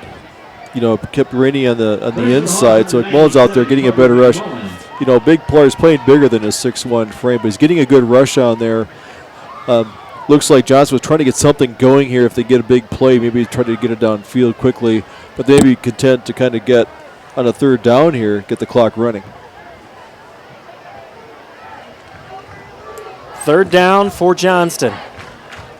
Going on the pop pass. Great grab by Johnston. And that's going to be a 1st down as Woodley. Nice fingertip catch, the way they teach you to do it. Get your arms extended. Get out the catcher on your fingertips. Hurry up again. Ball up to the 30. Gain of 9.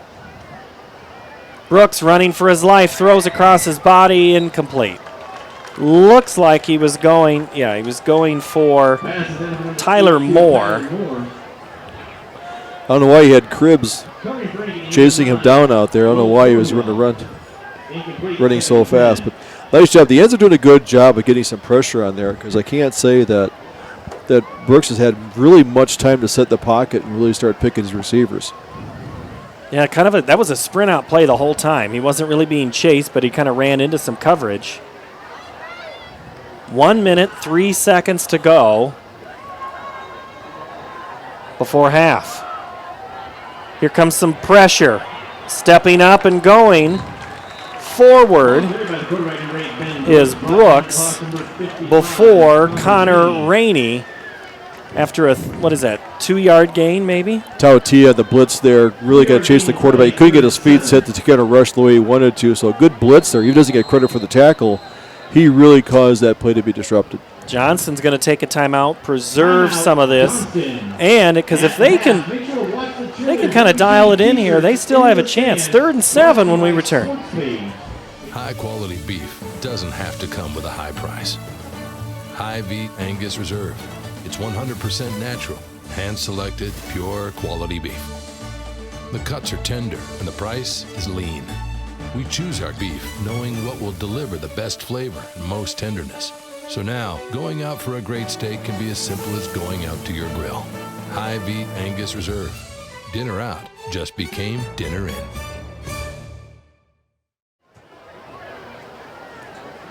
Back here at Ankeny Stadium, Hawks of Ankeny lead the Dragons of Johnston 17-0. Let's see, I think Ankeny scored almost every way possible. A defensive score, an offensive pass, and a field goal. Don't have that pick six yet. We'll see what happens here on third down. Johnson just trying to get some offense.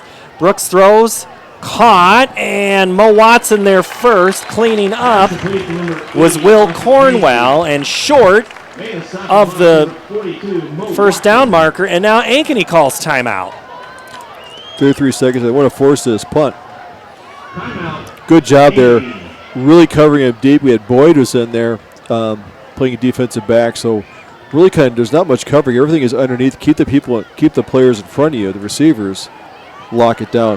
So Ankeny a total of 159 yards offense in this game to Johnston 61, and 159 is a little misleading, Tim, because 2 plays got you 90 yards. So you take 90 back off, and it's almost an even game then offensively. Well, you take that turnover, that fumble recovery going up 7-0. They had one, really good drive there. Johnston's moved the ball a little bit. They found some gaps in there. Remember early on their very first drive, they picked up some yards, but they really haven't done anything consistently to move the ball, to move the chains and kind of hide on their side of the field. So you're thinking block here because you don't want, because the punter is going to get his leg into it. No block here. Great punt's going to send Brecht back to the 30.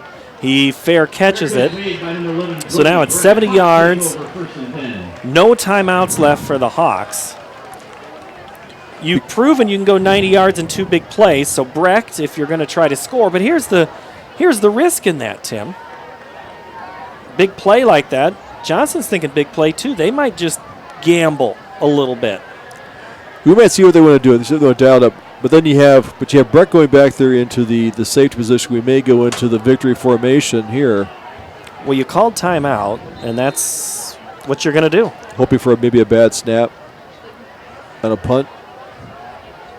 I'm thinking what Ankeny was doing right there then, Tim, as they take the knee, is if it was a bad snap or a bad punt, then Ankeny would have tried to move the ball, but instead they go it that way. So Jeff Brooks is going to chase down Rick Nelson, and I'm looking for them both. And if you've got him there, okay, there he is. There's Rick, and there's Nelson making his way to the 20-yard line. Jeff Brooks is making his way right there, and will intercept them as the Ankeny Hawks lead 17-0 after 1 half of play. Jeff Brooks down on our sideline. Go ahead, Jeff. Hey, I'm here with Coach Nelson. Hey, Coach. Yeah, hey, we're going to get out of the band's way. Coach, on Coach's suggestion, which is fine. Got to give them their props. Coach is always aware. So give me just a second, and I'll get there. All right, you guys get off to the sideline there, and we already said that he gave him a nod and a wink once as that band comes on, and we'll try to watch a little bit of that band as we get through these interviews. But now let's go back down to Jeff. All right, you ready for us here? Go ahead, Jeff. All right. So, hey, Coach, I had a few things on my list for you this game, and boy, you checked every single box. Offensive consistency was there. Created a turnover on defense. Tell me a little bit about the first half, your thoughts that went through your mind. I was really proud of the way our kids came out. They were moving the ball on us pretty good on defense. We got the turnover. He scored. That was awesome. Then we went down, took it down, and scored. I really was upset about our being on the 5-yard line and couldn't run it in. That drives the O-line coach crazy. So, but I was proud of our kids. They got a quarterback that can throw. He's different than number 15 they had against Urbandale. So we thought 15 was going to be the guy, but they went with a kid that can throw. So we'll get it going. We just got to get our consistent run game going a little bit better on offense. We're throwing the ball pretty good. There's an unbelievable catch over there by Brody. One of the things I noticed, though, is you're getting more people involved with the offense, more receivers than you did necessarily last week. Is that an intentional thing that you're emphasizing this week? No, we're trying to get the ball out of our quarterback's hands. So, we got some short throws. We have some flat stuff. Just trying to make it easy. I'm trying to get the ball to our kids and let them run, see if we can turn a 5-yard into a 10-yard. So Brody a lot of times is single receiver, so a lot of times there's not combination routes with him. Yeah, we're trying. We're trying to get some of our kids in the run game so they get some more touch. I think he touched the ball once last week, so I think he's already had 4 or 5 today. So, we're just trying to get it. We've got some kids that are pretty good athletes, and we just need to get them more involved. On that fumble and return for the touchdown, one of my best moments of the season this far is you turned and looked at me and gave me a wink and said, boy, we needed that.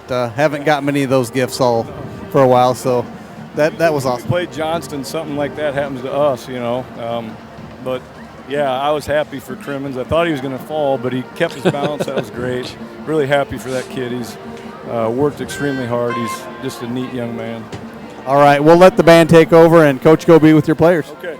It's Jeff Brooks down on our sideline. We'll step away. We'll talk cross country. We'll get a recap from the Ankeny Fanatic as well. You're in half. But some things are certain. The sun will rise, and your lights will go on.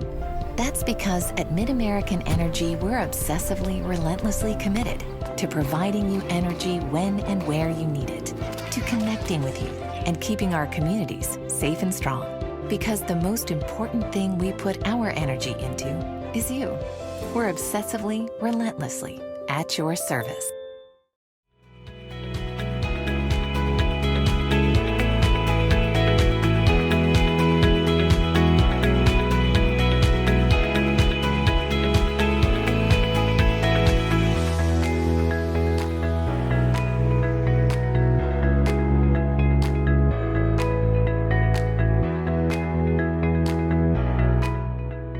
Iowa Pig Farmers Care.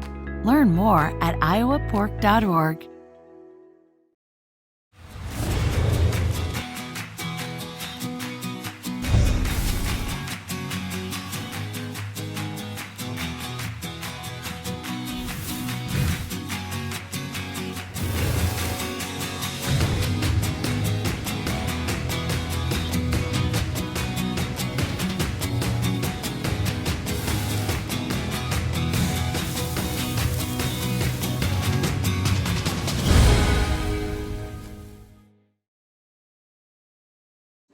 Every month or so, there's another story in the media about when and how often we need to get our mammograms. Kind of confusing. When this happens, I like to consult with experts. So I called Iowa Radiology. They recommend women get an annual mammogram starting at age 40. They know that it's the best way to detect cancers early and save lives. And that's good enough for me. Visit iowaradiology.com or call to schedule your mammogram.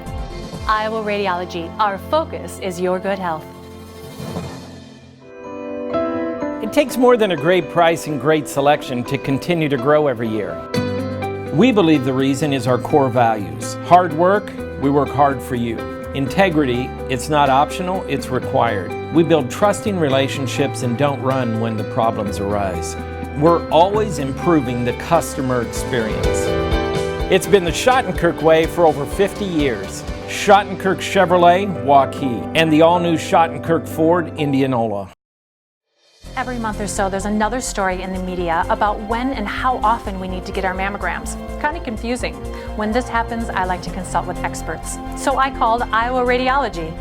They recommend women get an annual mammogram starting at age 40. They know that it's the best way to detect cancers early and save lives.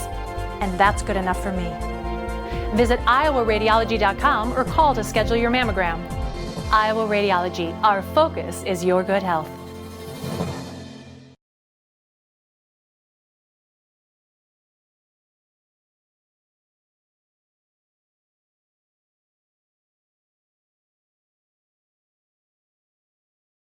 Yeah, that was insane. I looked out for my camera. I'm taking photos downstairs, so it was out of focus, but I was like, he caught that, didn't he? He actually caught that. And then for the Hawks to have another 45-yard reception on the next play and to not score all in the same drive, something else.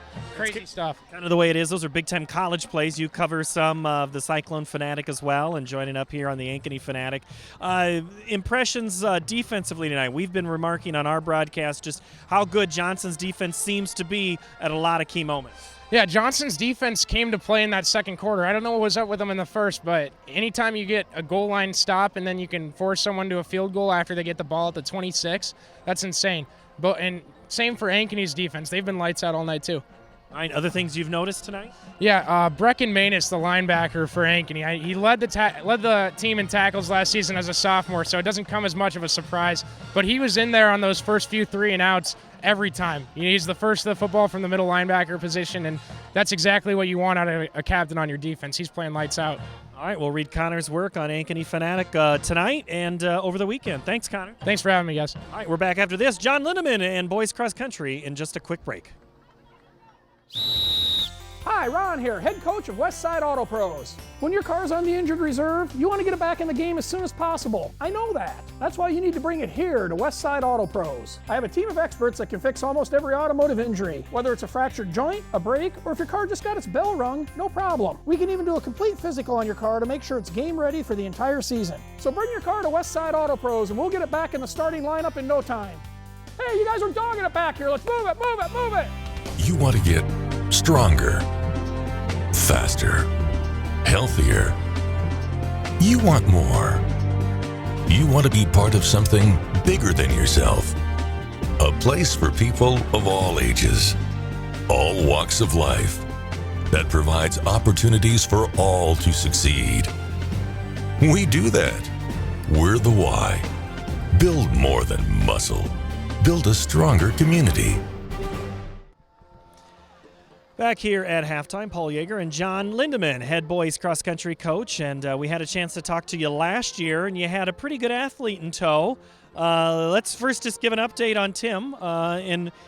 Fantastic season for him, both cross-country and track. Now that you've had a chance to reflect and you have a season without him, just kind of put some of his performances into perspective. Well, you know, it's. I always tell people it's a once-in-a-career kind of kid, you know. Obviously being the first Iowa runner to ever break 15 minutes was pretty special. So, I knew this day would come eventually, and I just appreciated every race and every meet we got to run with him, and hoped that some of his work ethic and the way he approached the sport would rub off on some of the younger kids, and it certainly has. So let's talk about some of those other guys. So, you've had the camps during the summer, you've had the workouts, and you're just now getting into the season with the meets. So who's starting to emerge for you? Well, we're excited to get racing, after a long summer of just running and training. It's an exciting time to just get out and start racing.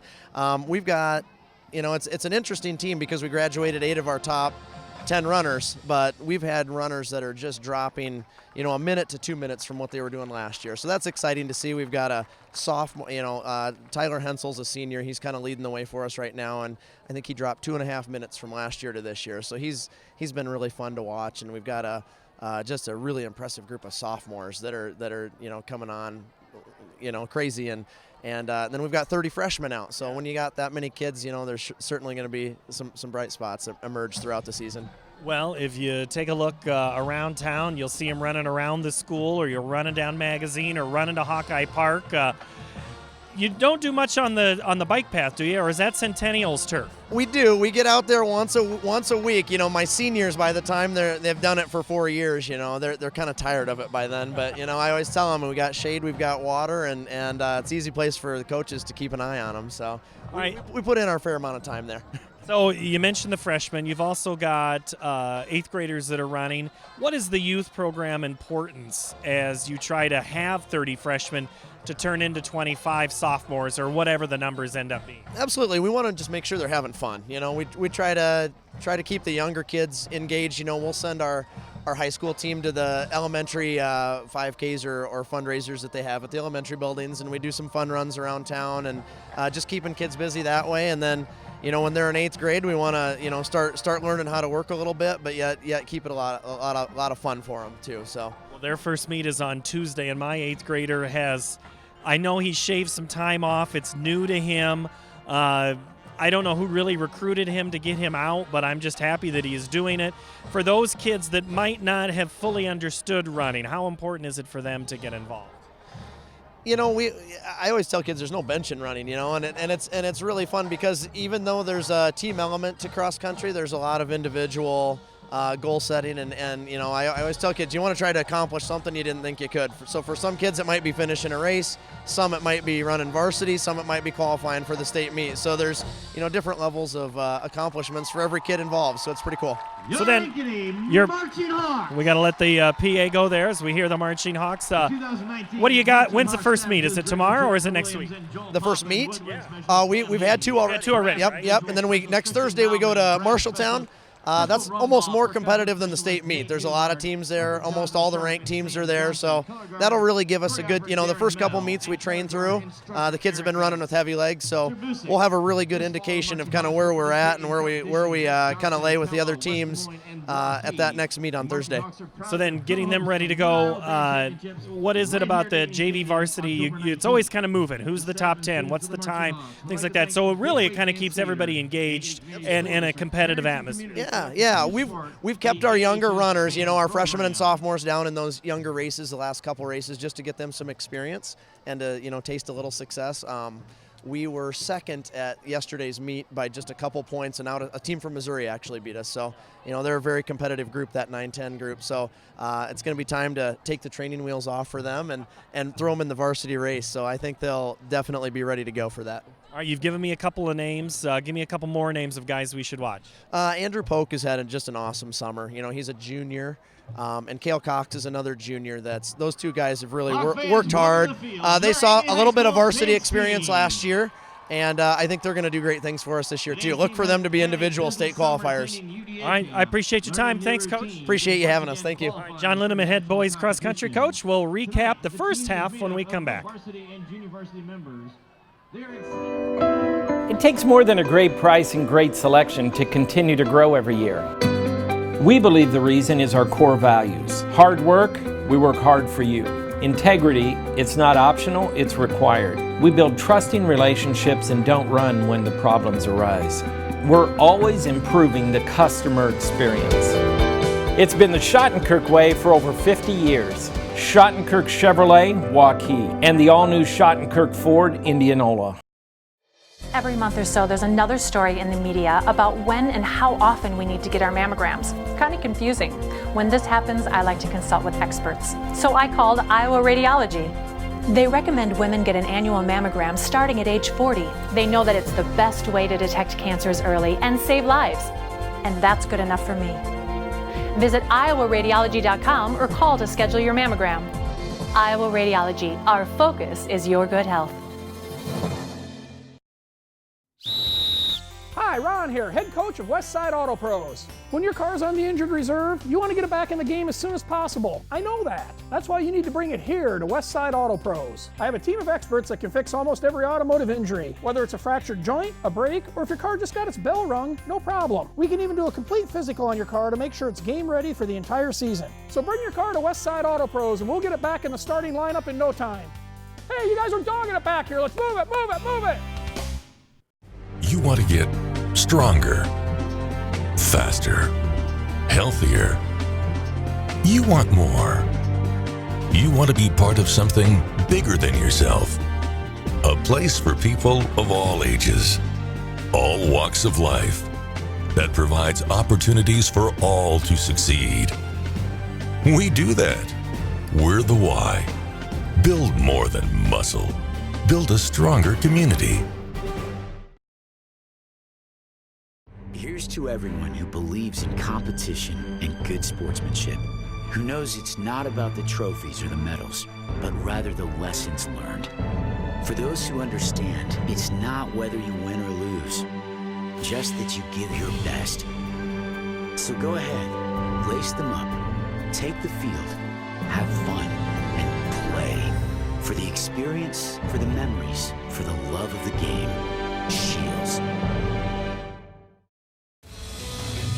Central Bank is proud to support the unmatched spirit of sportsmanship and hard work exemplified by our local athletes. We're fans of high school sports and the way the big game and hometown team rally a community. Best of luck to all of today's competitors. Play hard, have fun, and make something great happen. Central Bank, member FDIC.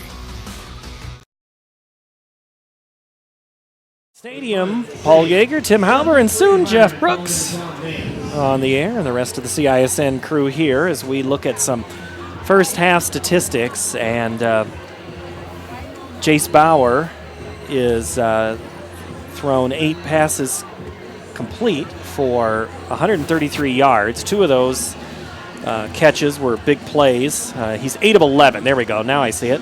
And then the 2 big plays coming to Brecht and to Cum.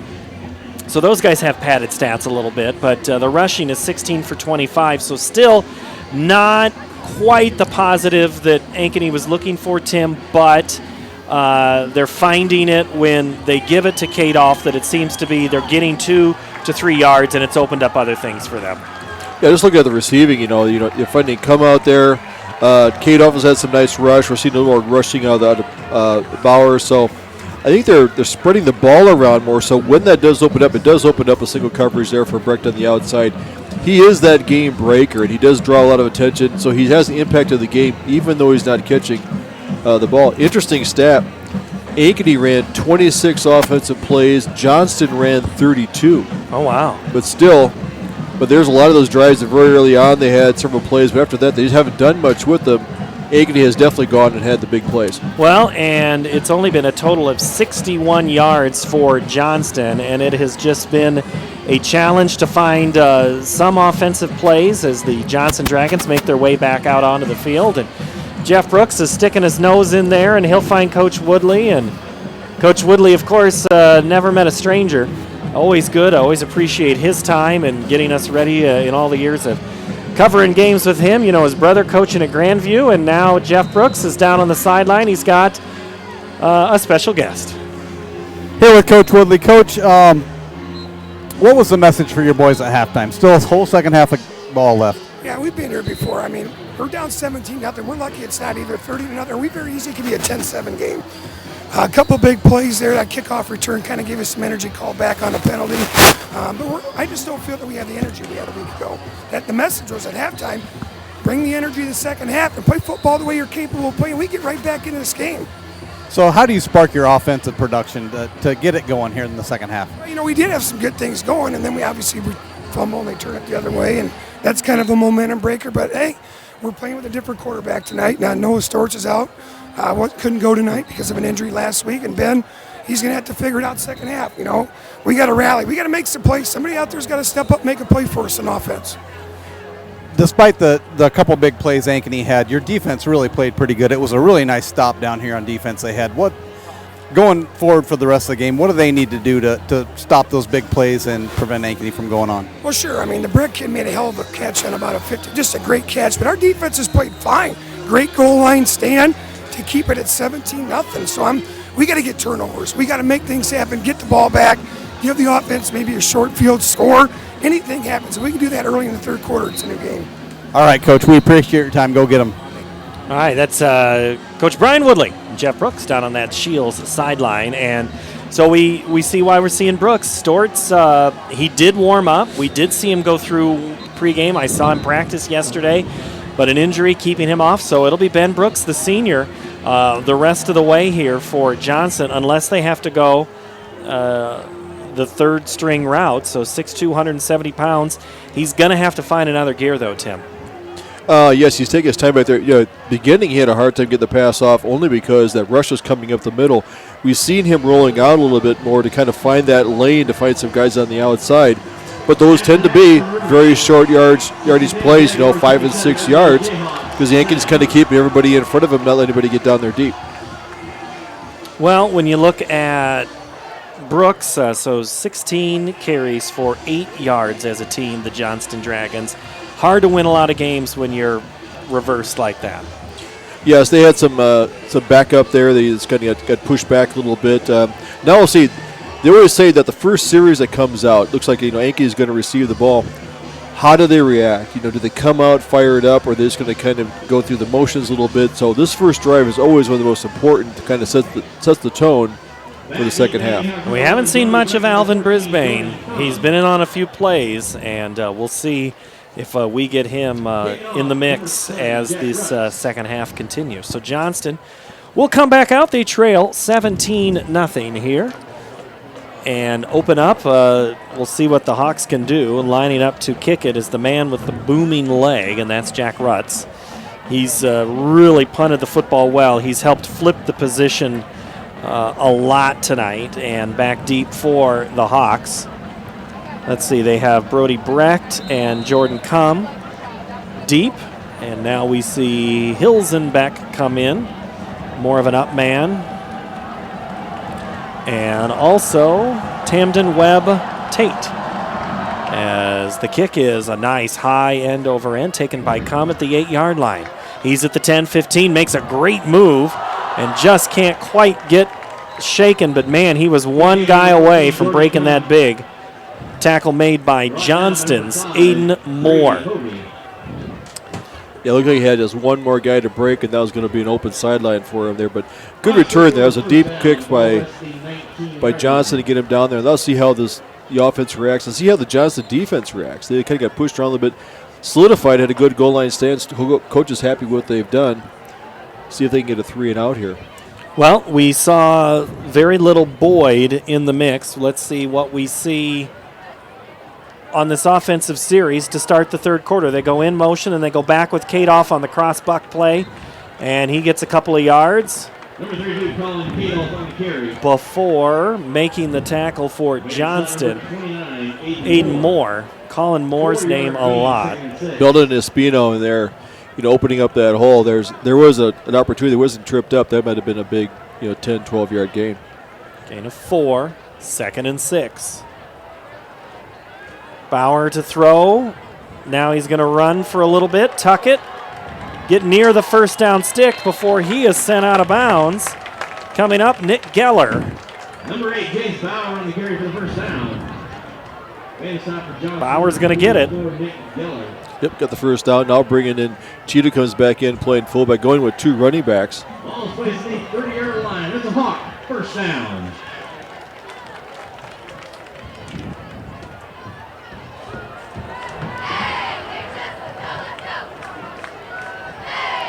Going under center is Bauer. Kate off the back. Gets the handoff. Big hole to start. Coach Nelson told me today, says if we can get 4 yards on a play, that's what we need. We just need 4 yards every play, and good things will happen. So far, they've had 3, almost 4 yards each play right here, so the offense moving along. As the 4th play of the drive comes at the 33-yard line. Bauer to run it, cuts it back, and he gets 4 yards and then some. He gets across the 40, near the first down, and will get the first down. I was watching him warm up earlier, and I made a comment to you that said, Bauer said, he's a big kid. He's got some good size legs on him. He's not a small quarterback, so I think when he gets that forward lean on him as a quarterback, even though you get a hit on him, he's going to pick up another 2 or 3 yards. So that's a nice weapon to have in the backfield. Well, and it's all about weapons. Who teams, we've talked about it, they're going to key on one player, but tonight Ankeny's using a lot of guys to get them the football. Bauer, here comes some blitz, gets it away on the screen to come way back behind the line. Johnson has him once, twice, comes still on his feet, rolls near the first down, and by golly, he's got it. That stat sheet's only going to read a 10-yard run, but in reality, Tim, that's about 17 yards Cum went on that screen. I think that goes down as the forward pass because comes up. There's like 3 bad things happening, and somehow they gained 10 yards. I thought it was going to be broken up in the backfield. There was going to be a handoff. Give credit to Bauer and to Cum for basically keeping their heads, keeping the play going, and getting some positive yards. Great play, great pickup there. A pickup of 10 for Cum. They go back up the middle on the run. Kadoff gets about 2. Togus filling the hole really good there on the tackle from Johnston. Been playing a good game here at the middle linebacker position. 1 yard gain, 2nd and 9. New position, like you said before, new position for him. He's been on the outside, now coming back playing middle linebacker. 2 receivers to the left are Folk and Brecht. They're looking that direction. With time, Bauer throws down the far sideline. He's got Cum in motion, catches him in stride, inside the 25 to the 21-yard line. Pick up there of 27 yards for the Hawks. Nice patience by Bauer back there. Sat back there, let him release, put it out there, put a little air underneath it. Come made a good move with the ball, basically kind of settled in, keeping his concentration and getting a good catch there. Under 9 minutes and 25 seconds to play here. And this is not the start the Johnston Dragons were looking for. The Hawks, they go again pass and a missed route there. I think that was supposed to be an out and up to Summers. Coach Woodley had said earlier this week, he says, gosh, there's just so many weapons. There's so many ways that Ankeny can beat us. He was genuinely concerned about this offense. I think his nightmares have been coming true here so far.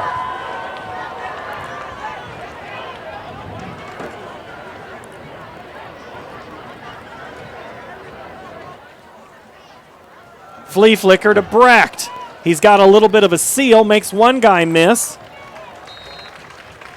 And Brecht is going to get about 6 yards on that run. So that's one way to get him in motion. Yeah, they're trying to find to get him out in space a little bit there. The defense shut him down. I'll give Brecht a lot of credit. He cuts it inside. He doesn't run out of bounds, and that he cut it, trying to slice his way. Maybe he could find an opening. He has some good quickness there. Does bring up a manageable 3rd and 4 for Ankeny. Ball's on the 15. 3 receivers to the left. Bauer's going to run to the right. Cuts it back. That's a play they've been running. And Johnston pursuit coming back in behind. Great defensive stop, Aiden Moore. Yeah. And it'll be 4th down.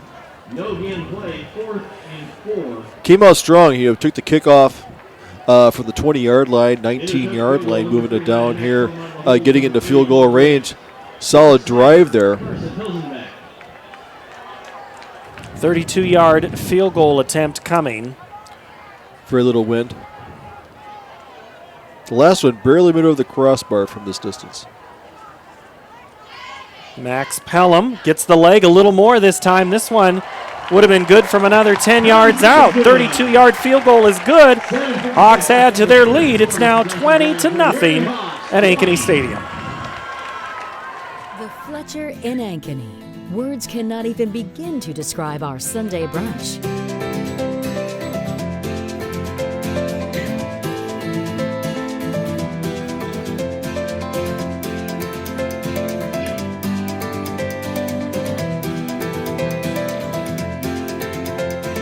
You won't find a better Sunday brunch than what's being prepared for you. Try it this Sunday. The Fletcher, North Ankeny Boulevard in Ankeny. Ankeny goes 10 plays, 66 yards, ends on a 32-yard field goal by Pelham. 4:04 goes off the clock. The Hawks looked good for a little while there, Tim, but just couldn't again find the end zone. Yeah, it did make some nice conversions on 3rd down, had some good rushes in there. I just came a couple yards short trying to get the running game going. Still a positive outcome. I think the offense knows they can move the ball. No penalties, no mistakes, no loss of yardage. So I think they did a good job there. Give their defense a chance to come out there. Their first series not having a 17-point lead, but also a 20-point lead. So you put the ball in good hands. A lot of good games going on tonight on CISN. Here it's 14-0 as the kickoff is taken back at the 5-yard line by Brisbane. He cuts it back up, finds the seam, still on his feet. Great move. He's at the 30-35. Brought down from behind by Will Cornwell. And I'm not saying that's a touchdown-saving tackle, but it was darn close. Jeff Brooks, I don't know how you keep up with Brisbane. You got to find him the football, don't you? I am saying that was a touchdown-saving catch. I stood right behind it, and he doesn't make that. I don't think anyone's getting him. Yeah, no, I would account for him every play he's on the field. Johnston really needs to come out and establish something here. They're really getting behind. I know Coach talked about the quarterback situation, so maybe look to get the running game going again and get back in this game. Thank you, Jeff Brooks, down on the sideline. And so it'll be Brooks again. 28-20, Southeast Polk leads Waukee. And that Dowling Valley game was Maroons. It's now 14-9 as Brooks looks to throw, and then he's got a hand in his jersey and somehow gets it away. It's going to be complete Up to Ankeny. Tautia there shoved him out of bounds. Keep it to a short gain. 4-yard gain to play, 2nd and 6. Rainey was in there, had a handful of jersey, looking like if I could just pull this guy down. Game of inches. Dowling leads Valley 14-9. So, yeah, good games all over here tonight. This one is 20-0 Ankeny, and now Johnston goes back to the run game and just nowhere. But they're going to a different running back. This time they go Brady Hovey. Watson is there also on the tackle for Ankeny was Jack Kriups.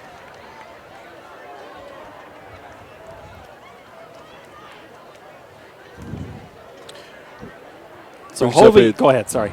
It brings up a 3rd and 5, 3rd and 6 for them. So big, good series here for the defense. If they can shut them down, that kind of establish that dominance they had the first half. Little play action. Ben rolls, throws out of the hands of the receiver right there. Would have been enough for a first down. We do have a penalty flag back at the 36-yard line. Looks like it's in the area of holding the offensive line because the angled rush from the defensive line was all going with the flow. And I think guys kind of reached out, grabbed a little bit of jersey. Ankeny will decline it because they did hold Johnston on that 3rd down play. So now Johnston will have to bring the punt team back on as they go 3 and out on a drive to start the 3rd quarter. It says a lot about the team. Boy, that's not looking good for Johnston fans. And $3 Chick-fil-A. So Rutz again will get a leg into it. Great, that might be his best one. Takes Brecht back to the 20. This time he's going to return it. Brecht cannot make the defender. Great open field tackle there. That's Nick Geller. Geller's been outstanding for a Johnston Dragon for his entire career. Getting a lot of height off that punt. It's really hard to get a return when there's so much height. If it's a lower kick, get a little bit of room to get some running room there. But great job by the punter keeping him pinned back.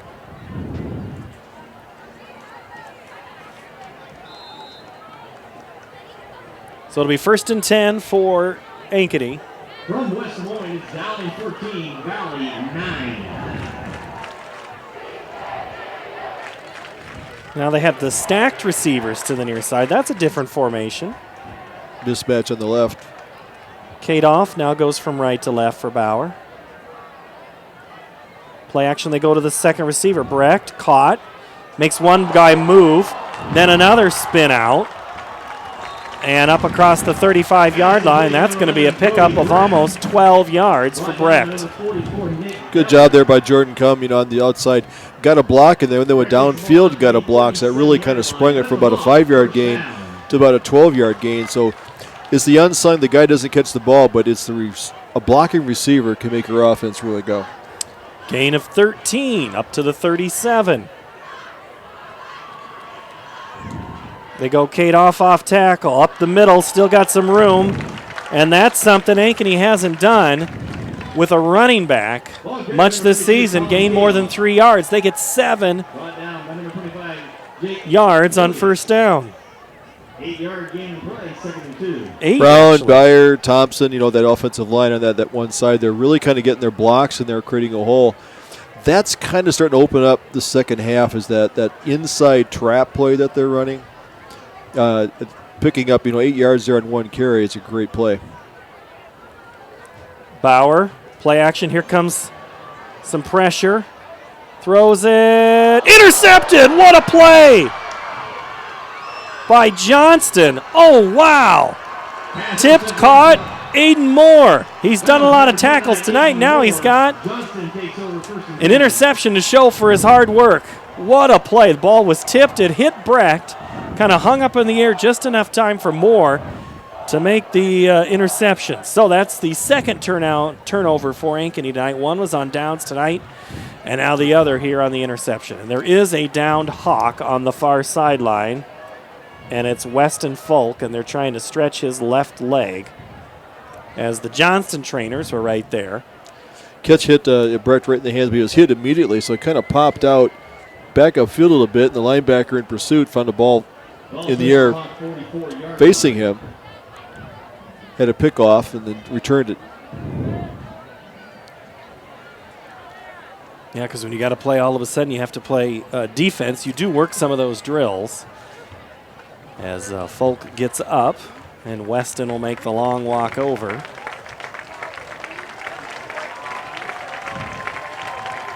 So the fourth possession of the game, or of the second half, Johnston's second possession will start at the 44-yard line. So Jeff Brooks, as he walks across, what'd you see on that drive?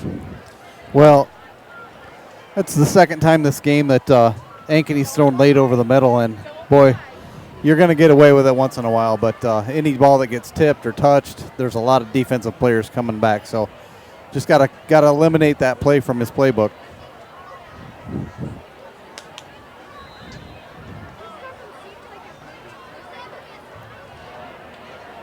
First down for Johnston.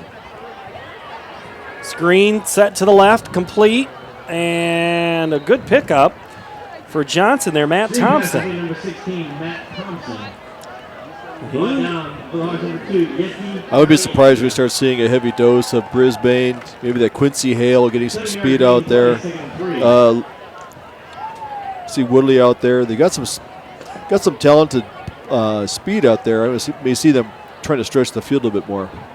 Now they're going to flood the right side of the line, look for him to go to the left side with the football. Instead, they're going to toss sweep, and that is going to be a no-play opportunity. Brady in there. Pitts had nowhere to go. Lost all that yardage. Loss of 7. Ankeny was pursuing on that play, Tim. And that toss sweep. And that's where they had sent those extra guys, but they didn't account for the ones coming on the backside. Couldn't seal it off. Under 5 to play third quarter. Defensive line really hitting those gaps hard. The linemen aren't getting that reach block over to stop. This is a 3-man rush. Brooks throws far side's got a man. Intercepted by Ankeny.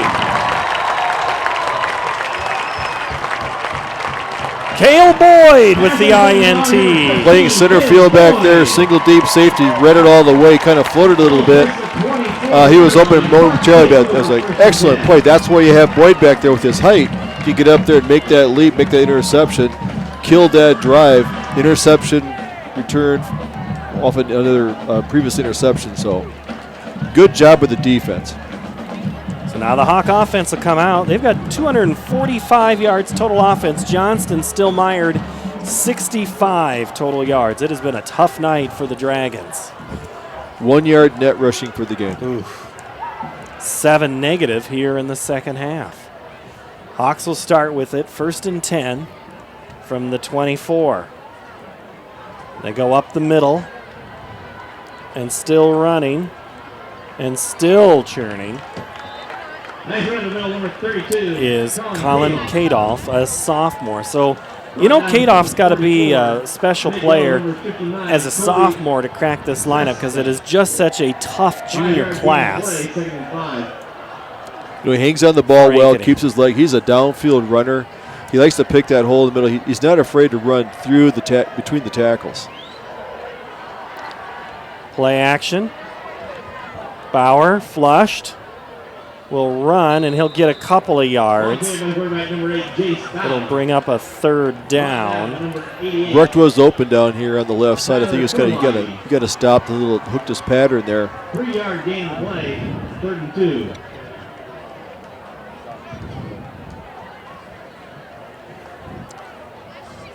2. Ball will be at the 32-yard line.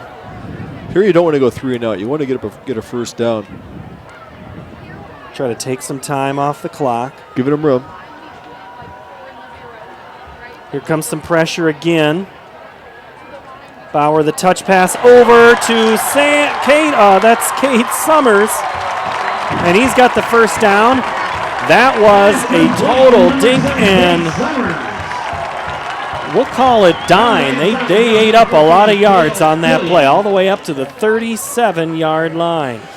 Cade Summers had stopped, on that rollout, did the smart thing is when his quarterback's in trouble. What he did is he released upfield, and I was kind of wondering where he came from the sideline, but he was wide open.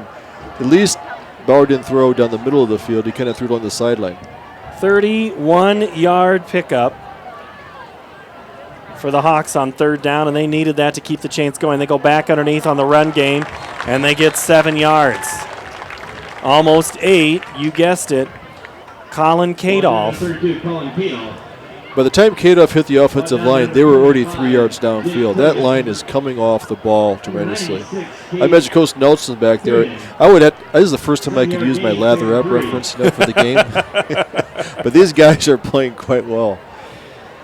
Ball on the Johnston 30. Second down for the Hawks. They're going to throw it again. They go across the middle into double coverage, and penalty flag comes in from the backside. And slow to get up is Jordan Commies holding that toe and the back shin. Back there was Nick Geller. And it's going to be pass interference. Yeah, they kind of caught him high as he came across the middle there. So the pass interference will move the ball forward, will be enough for a first down, and it'll be into the red zone all the way down to the 15-yard line. So a penalty of 15 on the pass interference.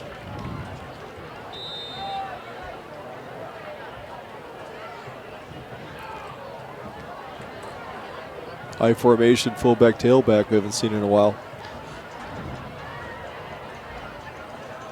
They send in motion. Little time for this play to develop. Bowers shields one, goes to the back of the end zone.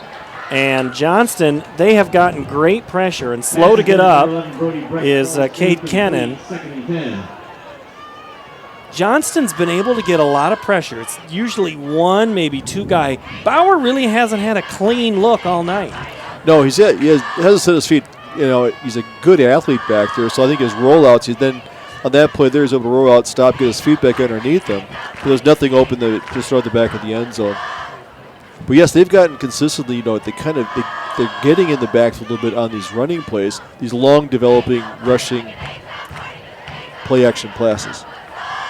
Cade off the give, ducks his head under. He's going to be close to the first down. Tilgis is there. And so is Aiden Moore. Looks like it's going to be a 3rd and 10 coming up. Short game play, 39. Keep the same formation in there.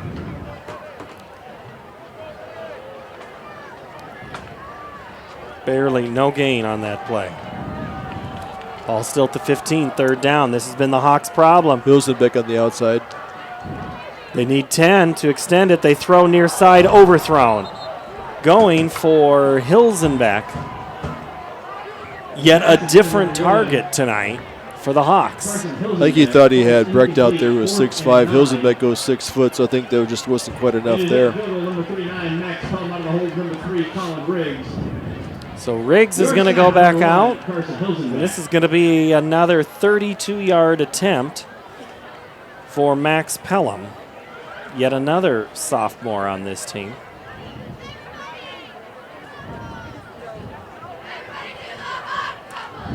So on 4th down, the Hawks line up to kick the field goal. That one is a line drive more, and it's going to be pushed to the left side. So that drive is turned over on a missed field goal. All right, Jeff Brooks, it seems like the Ankeny Hawks, just when they get a couple of big plays and then all of a sudden they get to a certain point, again, I'll ask you, is that the Johnston defense or the Ankeny offense?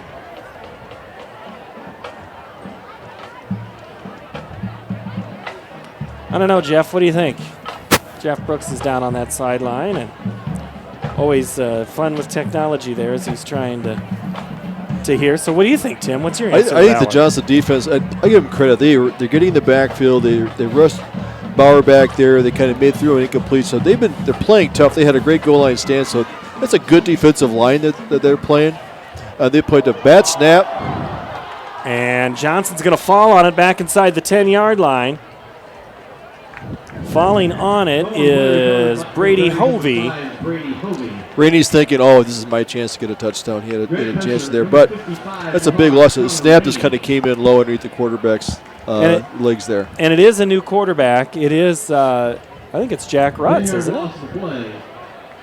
So the punter now is their quarterback. So the drive, the ball's on the 8. It is now 2nd and 20. Thrown and incomplete, trying to find Tyler Moore. So if you're Johnston after last week, Tim, you're like, we scored easily. And tonight, it has been tough sledding all the way.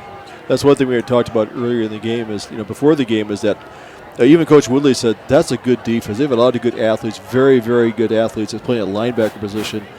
Going to be tougher to move the ball against a team that has this size, this much experience.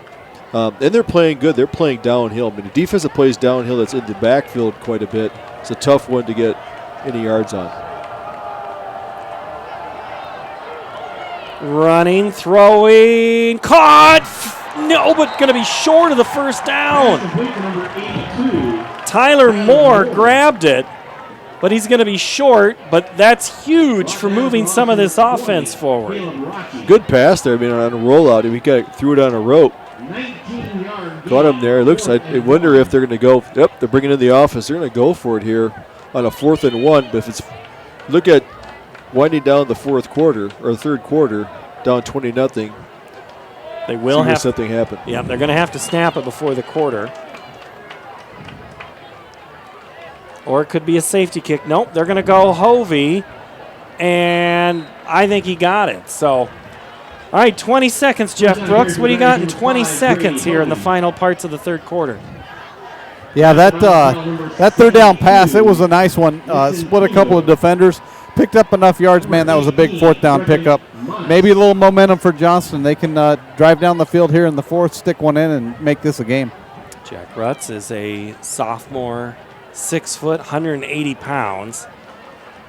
He's going to throw, and it's going to be tipped off the hands of Moore. That would have been about a 6-yard gain. Moore just a little too much, and 2 seconds left in the quarter. So we'll get one more play here before we go to the 4th. As we get closer to the 9 o'clock hour here in Ankeny. Caught in stride, still moving near the first down is Cale Nessheim. And that'll be a first down when we return. It'll be Johnston football. The final 12 minutes on CISN's up next. High quality beef doesn't have to come with a high price. High Beat Angus Reserve. It's 100% natural, hand-selected, pure quality beef. The cuts are tender and the price is lean. We choose our beef knowing what will deliver the best flavor and most tenderness. So now, going out for a great steak can be as simple as going out to your grill. High Beat Angus Reserve. Dinner out just became dinner in. We might not always know what the day will bring, but some things are certain. The sun will rise and your lights will go on.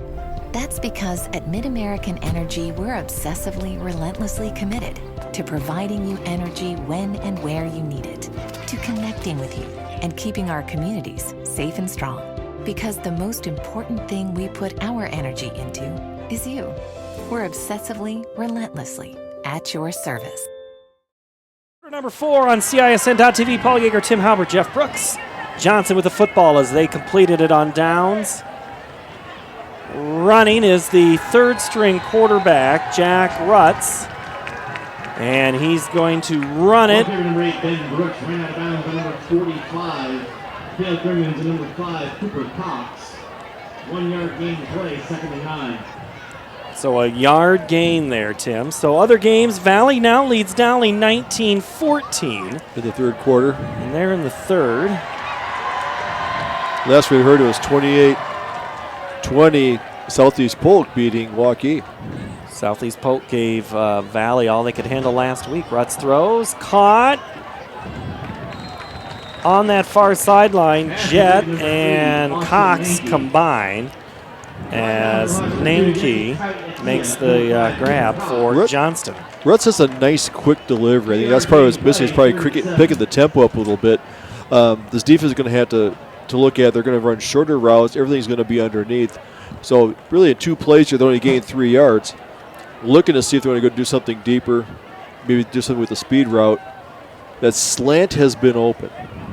And they've gone to it, and it's worked. Yes. That's what got them the first down on that last drive, or before the end of the quarter. They're not going slant here. They're going screen. It's going to be caught, and then, oh, boy, squirting away and going to get the first down and still on his feet. Johnston's Matt Thompson has had some big nights here tonight. Because someone had him in his arms, looking at him for a no gain. But a lot of fight there. Get the ball and fight for a first down. So Johnson's not giving up. They think they can get really 3 quick touchdowns. Could do it. They have the up tempo to do it. They go play action, or they go at least on ball fake. Hovey in motion. Alvin Brisbane there. Haven't seen him get the ball yet. McMullen in there getting some depth. Rotating linebackers in and out. We're seeing players coming in, 44. We're seeing Crimmins coming in, keeping them fresh. Going to apply that pressure. Haven't seen much of rush on this drive, as Hovey now getting the chance with Rutz. See Brisbane out here wide to the left. They throw across the middle, tipped and then caught by his own hands. Tyler Moore puts it into the air, brings it back near the chains and then past the chains up towards the 24-yard line. And Johnston now off to one of their best drives of the game. They're finding a little bit of tempo, up tempo a little bit here. Get the plays in there. The passing game seems to be open. I think the defensive backs are giving them a little more cushion than they had in the past, trying to keep the game in front of them. 7-11 passing for 73 yards in the second half for the Dragons, and they go back to the run game. They get 4, and they're trying to get some positive yards, and they do. But the clock is ticking. 9 minutes, 15 seconds remain. Madison there in the tackle. Always like the last man to get up off the pile. But they're fine with that. If they want to go run the ball and start running time off the clock, that's fine. Empty the backfield for Hovey on the screen. Too far. Incomplete. Running on that wheel. Or the flare, or however you want to determine it. I guess he didn't really have a chance to get much of the round motion of the wheel. Well, there's a good rush coming in. That's one thing the defensive line has done a good job of, is getting a rush, and pushing them back quite a bit. Now under 9 minutes to play, 8:55 on the incomplete pass does stop the clock. Belding comes in at the end. We have, typically plays offensive tackle, coming in on defense, kind of keeping the defensive line fresh. So he has a chance to play a little defense. Rutz fakes, throws, nice pass, and Mo Watson coming up for that one, as Carter Pitts just couldn't quite grab a handle on it. It'll be 4-down territory again for Johnson. They're going to go for it. 3 points really doesn't do you much of any good. You're 3 touchdowns down. Jet play, maybe. Brisbane around. I would say that slant comes in there. I'd be looking for Tyler Moore. Some of the 2-year taller receivers, Austin Ankeny or Moore would be the ones I'd look at to kind of take something over the middle, go up and get it, because you only need 6 yards. Here comes some pressure. Rutz running for his life. Score his shoulders for just a moment. He's going to be short of the first down. Let's see, who's that guy that almost had him? That would be Manis. He came in there. Even though he didn't get the tackle in there, creative, had to pull the ball down. The rest of the defense came in there. A good stop by there because Johnston was starting to gain momentum. They're looking to go to the end zone. Here it's their drive stalls. Drive stalls there. Jeff Brooks down on our sideline. I saw you, Jeff, sneak back into the end zone there. Johnston, all of a sudden, you thought maybe they were going to punch it in there. Yeah, definitely the quarterback change made a little bit of a momentum swing for them. Boy, really, there was a couple guys, if he could have just had a split second, Ankeny's defense shut it down, though. Hawks come back out. They get it to Summers. Hilsenbeck out there as the up back on that wide out, getting his block in there, allowing Summers to kind of catch injury. Gain of 5, and yes, an injury. Kadoff went down pretty quickly, either a cramp. I don't think he was hit so much hard. I think he just got a cramp. He's holding the right knee, or points to the right knee.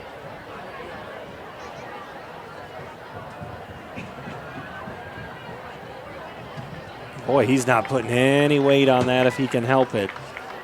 Can't tell if it's a knee or if it's the ankle.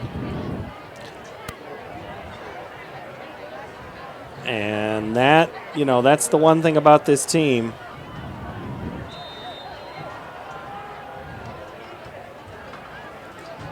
And he'll get attention to by the training staff there. It'll be 2nd and short for the Hawks. They give it to Cum on the jet sweep. He's across the 30 near the 34-yard line before Till just makes the tackle. But now before a first down for the Hawks, and now Cum is slow to get up. As now his left knee of a player. Yeah, he went down kind of hard on the forward there, so. From West Des Moines in the 4th quarter, it's Valley 22, Dowling 14.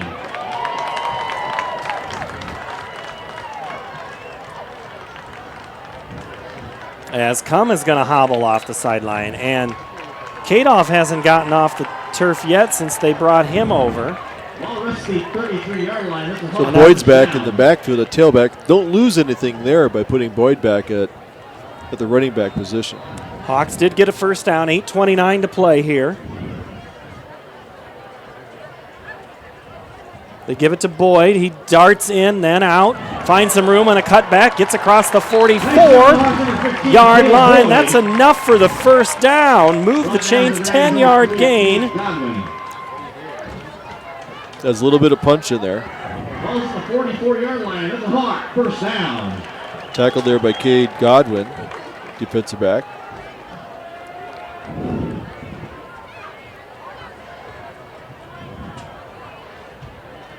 And I just heard they made an announcement of that Valley Dowling game, and I know that's of interest. Yeah, I think I heard 22-14 Valley. Gosh. Good game there on the other side of the network here on our YouTube channel. You can always go back and watch the games. They go back up the middle to Boyd, churning those legs through. He's just going to move the pile forward. Let's give those the linemen for Ankeny some love there. I haven't talked much about them. Jacob Baer, Logan Brown, Cade Thompson, Antonio Espino, Sam Belding. 2-yard gain play, 2nd and 8. See, Baer's got his hands on his hips there, catching his breath. 2nd and long now. 2-yard pickup as we approach the 7-minute mark left in this contest. Bauer still in. And now Hilsenbeck is in the game as both Cum and Kadoff are still on the ground. Yeah, that's going to be a move of the line on the right side. So, see, I shouldn't even have said anything about it, Tim. False start. They'll move back 5. Sometimes you stand up there too long, you do that read, and you just get too antsy because you can't stand still that long. So it's a hard one for linemen to not misfire with the snap when that happens.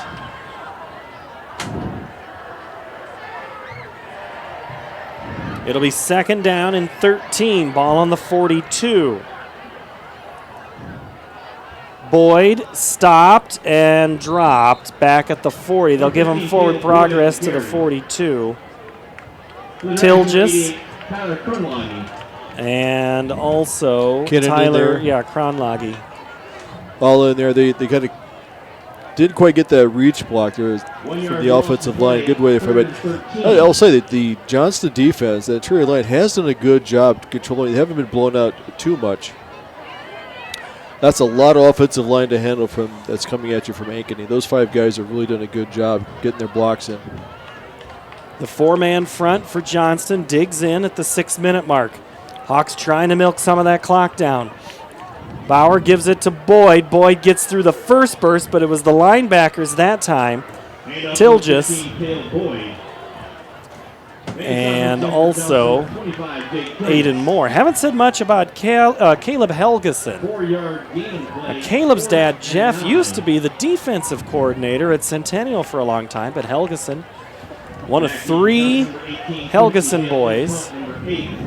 Dad now gets to be at their games on Friday nights.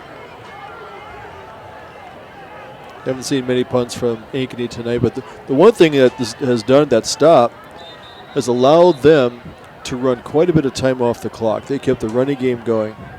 And they take a timeout, and so will we. Ankeny leads 20-0.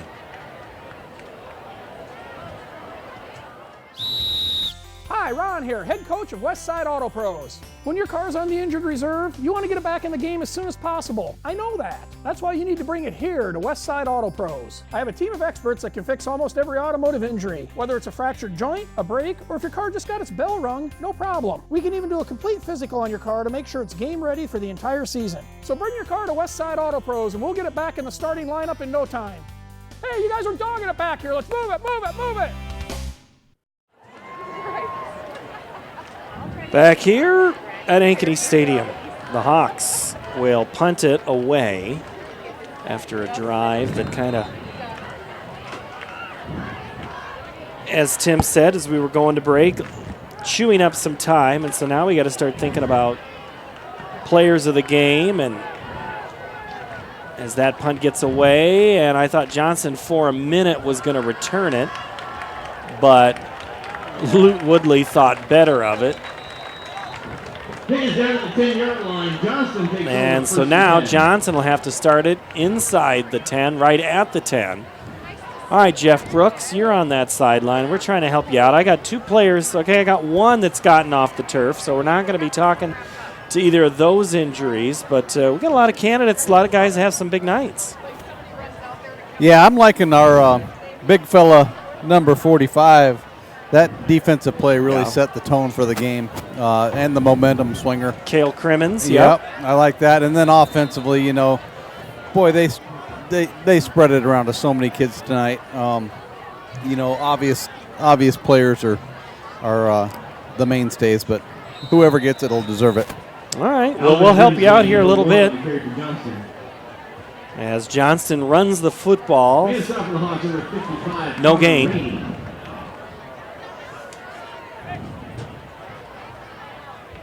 Well, let's see. Yeah, there's the common players. You know, Manis has been in some places. Haven't said Jet much tonight, but nope, he's going to kind of plug it up the middle. You know, I would say, you know, Cummins had a really good game. You know, coming out, he's got some catches there. You know, and you know, you hate to give it to a star player like, but Bauer's managed a nice game. He has.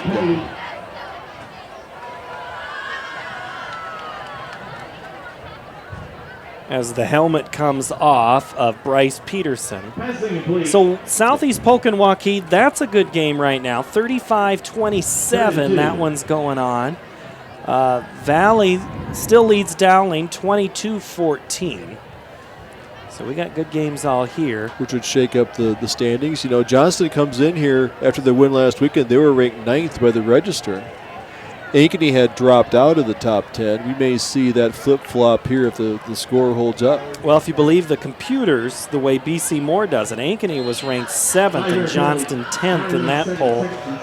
The computer giving a lot of weight to say that Centennial is a good football team. Centennial at 6. BC Moore goes Cedar Falls, Dowling Valley, Waukee, Bettendorf, Centennial, and then Ankeny at 7. Number 7 for Johnston throws it, and it's just too much mustard there for Lute Woodley to grab. So how many players can we name for player of the game? Let's start. Well, we can do. It's always fun to have 1 or 2. I like a good 2.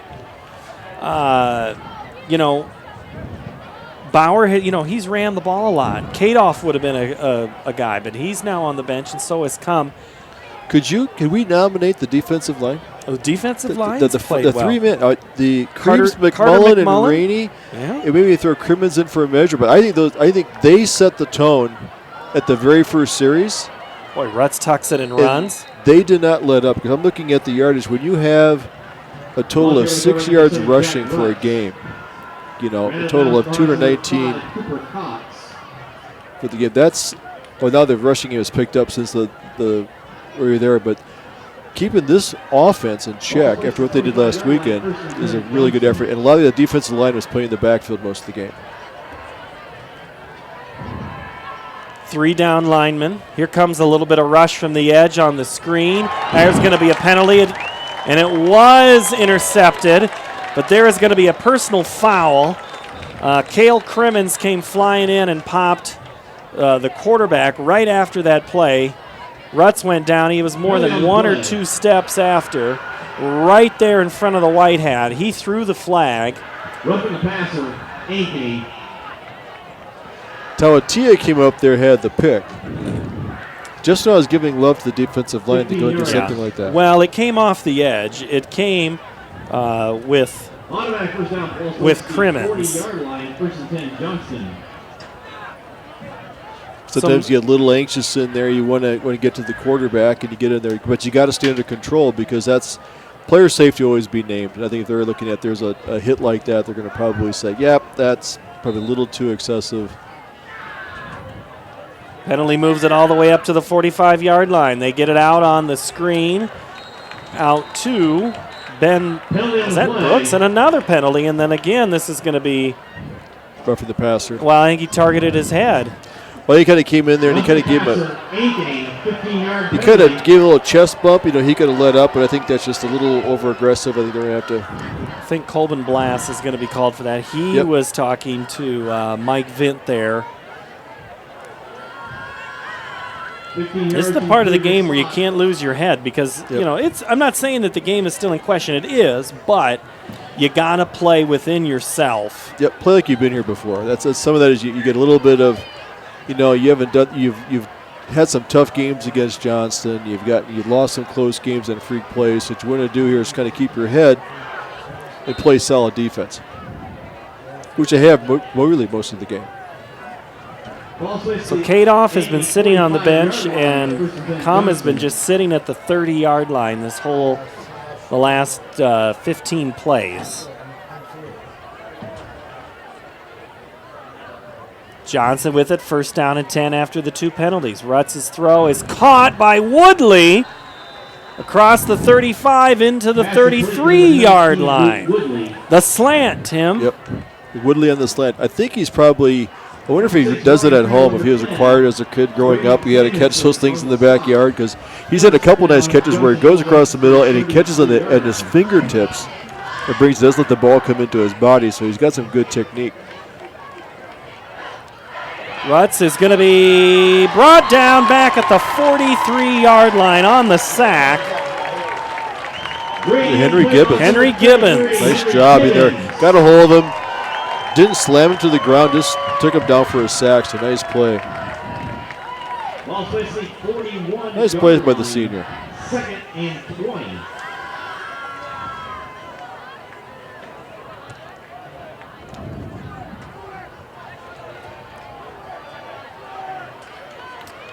Second and 18. Ball back at the 41. Loss of 8 on that play. They go Bainbridge. Another gear here. He slices, dices, makes the room for the edge, and gets inside the 15-yard line. Brisbane. Crandall saved a touchdown-saving tackle there. There's that speed, which I'm really surprised that we have not called Brisbane's name a lot more, because that changes the gear quite a bit. He cuts it in and he's gone. So very exciting player. I'm surprised that has been used more. Now they're going to look for him, and he's covered. Rutz runs, throws towards the end zone, almost intercepted. I think if Crandall didn't tip that, I think there would have been an interception there. Cooper Cox almost picked it up there. Yep. Yeah, you always want the tip, but then sometimes the tip messes you up right there. Once again, Gibbons in on the rush there, kind of making the quarterback run, making him throw more on the run. It's still $1 pizza, $3 Chick-fil-A. 2nd and 10, ball on the 15, 2:39 to go. Rutz looks left, throws on the slant, touchdown Johnston. Tyler Moore. 15-yard score for the Dragons. Kind of found a little spot there between the corner and the safety, kind of did a quick little slant. We said that slant kind of ran that skinny post, they call it, where you kind of cut in, you kind of go for the goal post instead of doing a slant in. And fun to see him. He's a big target. He's 6'5", hard to miss, caught the ball, took it in. And the swinging gate. I don't know what you want to call that when you split it up there. You've got double gate. Fools anybody. The fact that they would hike it to the kicker and let him run it in would be the surprise. Yeah, it would. I want to see that one. Lining up to kick the extra point, Nick Nyren. The extra point is blasted through 20-7. An onside kick when we return.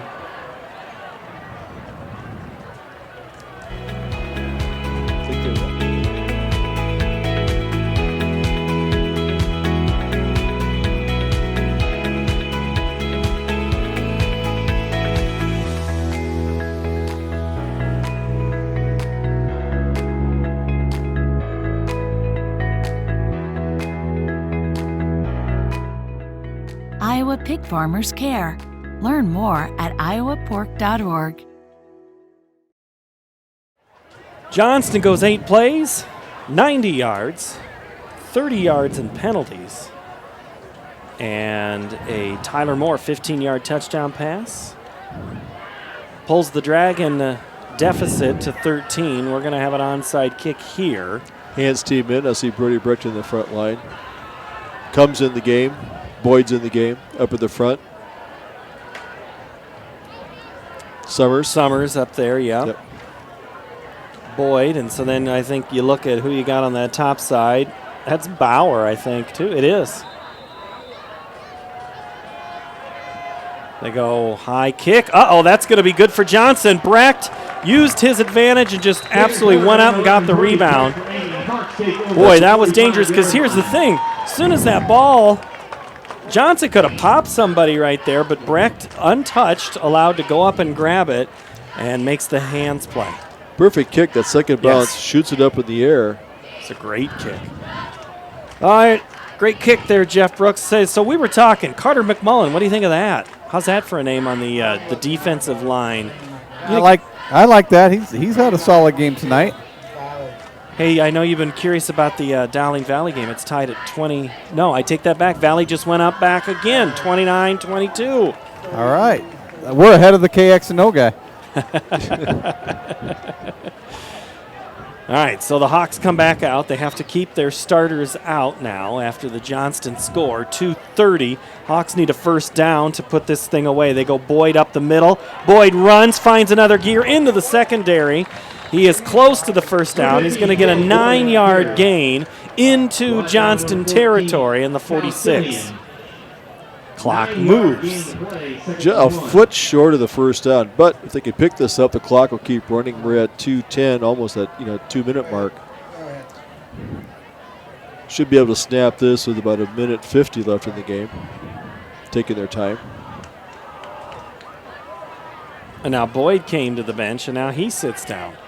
But Summers is now up on his feet at least. Summers is actually back into the game. Or Kadolf is, and he gets the handoff. And then he has stopped Tilgis. Wow. Good tackle, but picked up 3 yards, got the first down. So Kadolf comes back in. Johnston with 3 timeouts. I don't see them using them here unless they get some big stop. Now at 90 seconds left, 25 seconds left on the play clock. Ankeny in no hurry. So we'll take a timeout after the break and then after the end of the game, and then we will try to track down a couple of Hawks and then the head Hawk himself. Here in our post-game show, we'll put Jeff Brooks to work. Kadoff off left tackle, gets his hand down and gets another couple of yards. I'm trying to think of who that was slanting through. That was Kennan. Now under a minute, and the Dragons take a timeout. First of 3. They have 2 left here in the 4th quarter.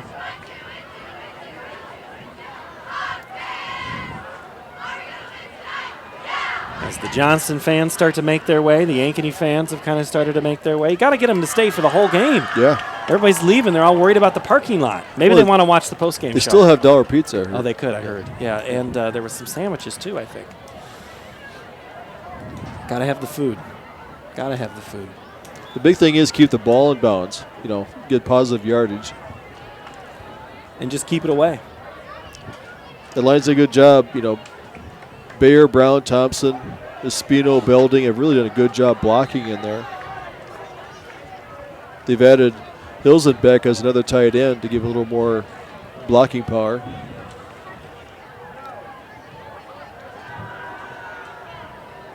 They go Boyd, and that'll be a timeout for Johnston as only 5 seconds go off the clock. On shot, number 29, Aiden Moore. Aiden Moore there on the tackle, selling out for the run, knowing they're going to run the ball. No game to play, 3rd and 8. So another timeout. So next week, Tim, the Ankeny Hawks will go to Cedar Falls in the Unidome, and Johnston will go to Valley Stadium to play Dowling Catholic, and it could be after a loss. And it looks like a minute 50 left in the game there at Valley Stadium. So Dowling's only lost to a couple of teams in the last 3 or 5 years. Yes. Valley or Centennial. So we'll have Centennial. That game will be against Waterloo West, and we'll be on the air at 6:30 with the web stream beginning. The pregame show begins on CISN at 6, then our coverage at 6:30, and we'll be on talking around 6:40. Next Friday night, the Warhawks. Bauer's going to throw it towards the end zone. Brecht was running on that post, just a little far. 7 seconds went off the clock. It's 47, and then Brecht is slow to get up. I think he's more disappointed that he had a chance. But the ball is, it's a long throw down the middle. He kind of cut across, and even if he would have caught it, he wouldn't have scored a touchdown, but he would have got the first down. Yep. Yeah. Oh, interesting. We have Centennial Dowling here in a couple of weeks. Yep. And then we have Dowling Ankeny the week after. So get to see the Maroons twice here at Ankeny Stadium. They could almost be the home team for those 2 weeks. As Bauer gets a nice kick. And boy, that almost hit Boyd in the back of the head. And it'll be a touchback and out to the 20-yard line. So now 39 seconds stand between the Hawks and their first victory of the season, which did not come last year until their win against Roosevelt. They went 0-3 to start, and then lost to Dowling, and then beat Hoover, Lincoln, Sioux City North, and East, and got into the playoffs and almost knocked off Valley.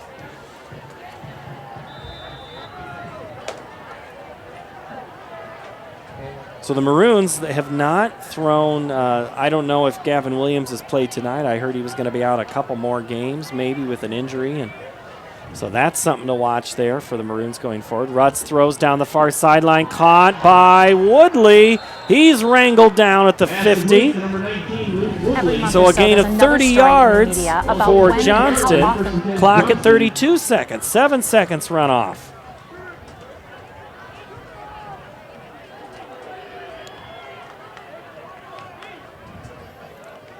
So let's see. The Good play. Hawk. Go ahead. No, good play by the sophomore quarterback. It's a nice throw. Looks like the prevent defense is in there. Brecht is there, and that's out of bounds, incomplete. Brecht is back there. Will Cornwell. Caleb Rafji. And now Boyd comes in. And he will replace Ryan Crandall. Kind of a deep, you can go like a deep safety play. They're playing thirds of their, looks like 3 safeties playing out in the defense. Rutz throws on the underside, and boy, Brisbane catches it and pays for it. And a Hawk is slow to get up on that far sideline. Another stretch of the leg. All right, Jeff Brooks, I haven't asked you about any of these injuries or anything, but it was warm at kickoff. It was nice and muggy. Is it still muggy down there? No, it's a beautiful night down here. Kind of like last week, we saw a bunch of the Centennial kids cramping up. I see him stretching. I can't pick up the number over there, but I can't either. I can't help stretching you. him like a cramp as well. So, so far, from what I saw, most of it was all cramping. Is it Crimmins in there? I see that. Is he the one missing from the sequence? All right, so Jeff, we'll, as I said, after the game, we'll pause, and then we'll let you find. Let's try to get the big lineman, I think, and then you got anybody else, Tim, for Jeff? Well, I'm a lineman by heart, so I just say bring them all over. I think they're just a big group. They'll all be over there sweaty. It'd be fun to see what they. It'd be an interesting conversation to have. Well, Kadoff has had a pretty good night too, Jeff. I'll shoot me some numbers. Easier to find them that way, and I'll grab as many of those defensive linemen as I can. Well, the one getting off the field is Jet Ayeti Tuatia. 97 McMullen has had a good game. 55 Rainey has done a really good job. We called. We've done it before. Watson. What do you know? Mo Watson early on in the game was in the backfield a lot, coming off the bottom of piles. So 3rd and 8. Johnson just trying to cut it in half. Looks like they started screen, and then here comes that defensive line, and then getting to him, and then is that going to be a fumble? It is, and it's going to be a recovery by the Hawks right in front. I'll tell you what, Tim. I had the binoculars on watching that the defensive pursuit. 77-97. McMullen and Krebs. McMullen chased him down, tackled him, causing the fumble. All right, McMullen is in for sure. Yeah. 97.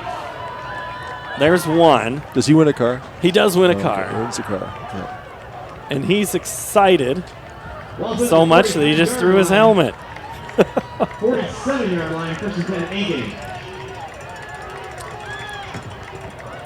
McMullen, who did not play football last year, came back out.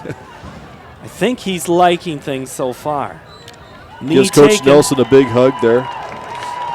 And the Ankeny Hawks win in the month of September in 2019, even their record at 1-1 with a 20-7 victory over the Johnston Dragons.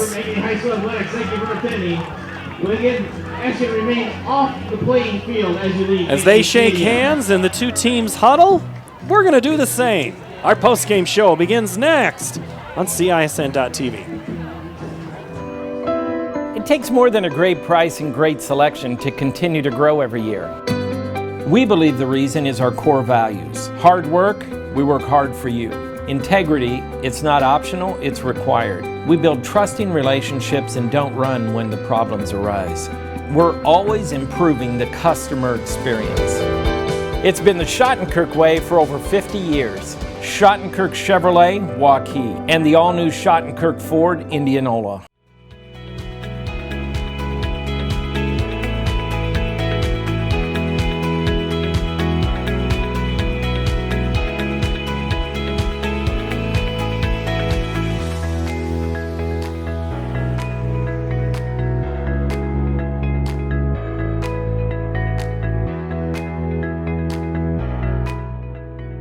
Iowa pig farmers care. Learn more at iowapork.org. Central Bank is proud to support the unmatched spirit of sportsmanship and hard work exemplified by our local athletes. We're fans of high school sports and the way the big game and hometown team rally a community. Best of luck to all of today's competitors. Play hard, have fun, and make something great happen. Central Bank, member FDIC. Here's to everyone who believes in competition and good sportsmanship, who knows it's not about the trophies or the medals, but rather the lessons learned. For those who understand, it's not whether you win or lose, just that you give your best. So go ahead, lace them up, take the field, have fun, and play. For the experience, for the memories, for the love of the game. Shields. We're up. Hey, welcome Sweet back. Caroline. Sweet Caroline. We're up dancing around. And, all right, we got a whole bunch of stuff going on. Valley is knocked off Dowling at Valley Stadium tonight. Southeast Polk leads Waukee. Here, Ankeny wins, and they are huddling up and hearing from head coach Rick Nelson, and we'll hear from coach in just a little bit. Jeff Brooks making his way down to chase a couple of players. Jace Bauer tonight, 11 of 18 passing for 201 yards and a touchdown, rushing 11 carries, 27 yards. Kadoff, 15 carries, 43 yards. Normally, Tim, you don't think that's a big performance, but considering you only threw the ball, or only rushed the ball, I think 28 yards last week, so you almost double your efforts. Yeah, he did a nice job because mainly he kept moving the sticks, and they needed a yard. He had some good drives in there. I think just enough to keep that Johnston defense off balance, move it down the field. So they were efficient. They had a couple big plays, a nice offensive output by those two players. And no matter who he wanted, Jeff's got no chance because they just ran off the field, and he's got one there. It's almost like we have to book our guests. And let's go down.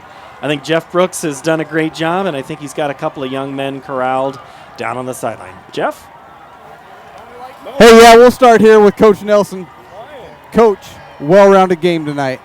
Offense, defense, some special teams. We saw it all. Give me a little rundown of what you thought about tonight's game on both sides of the ball. Well, we felt like going into the season we could have a really good team after last year's, last 5 weeks.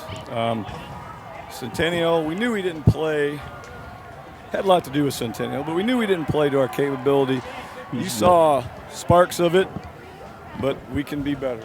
And that's what I'm excited about. Yeah, we would have loved to have scored a couple touchdowns, but I was so proud of our kicker, Max. I'm just really proud of these kids. We haven't beat Johnston since we've split, and almost a shutout, but I'm really proud and happy for these guys. They're such great kids.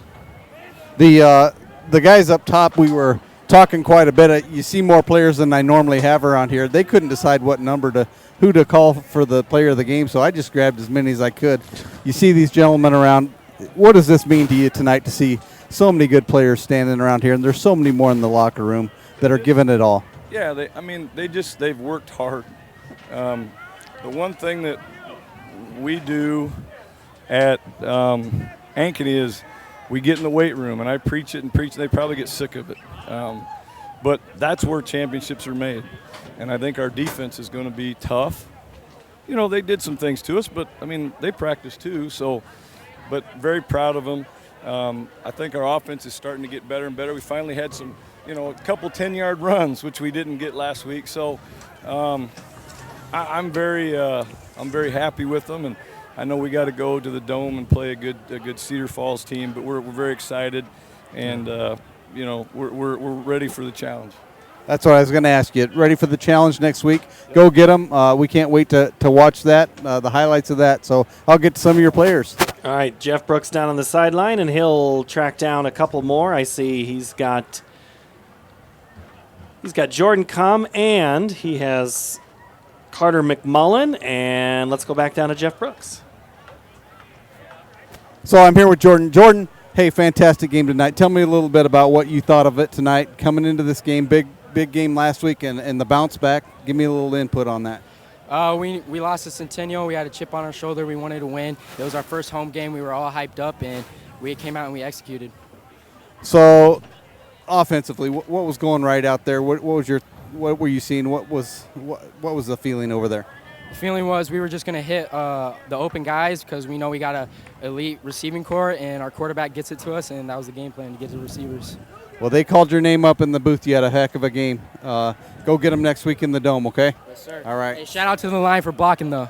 Amen to that. They are good. So, Jordan Come tonight. hey, we'll bring both you guys in. Come on in. Just real quick here, Jordan Come, 3 carries, 16 yards, but he did it receiving, 4 catches, 87 yards.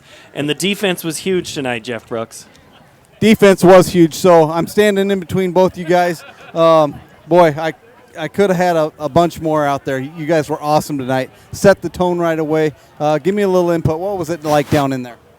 So first part of the game, the center and the guards, man, they were on Johnston. They were working real hard. You know, when you do your job and you let Mo Watson and Yeti Tawatia, do theirs, then that's how you win games. Because once I open that gap, I know I have full confidence that he's going to get that tackle, and I have no problem having their backs in that game. So, on your side of it, what did you see defensively that you liked? Oh, man, I saw our D-line working their butt off. I think we have the best D-line in the state, and they really get those offensive players working, and they tire them out.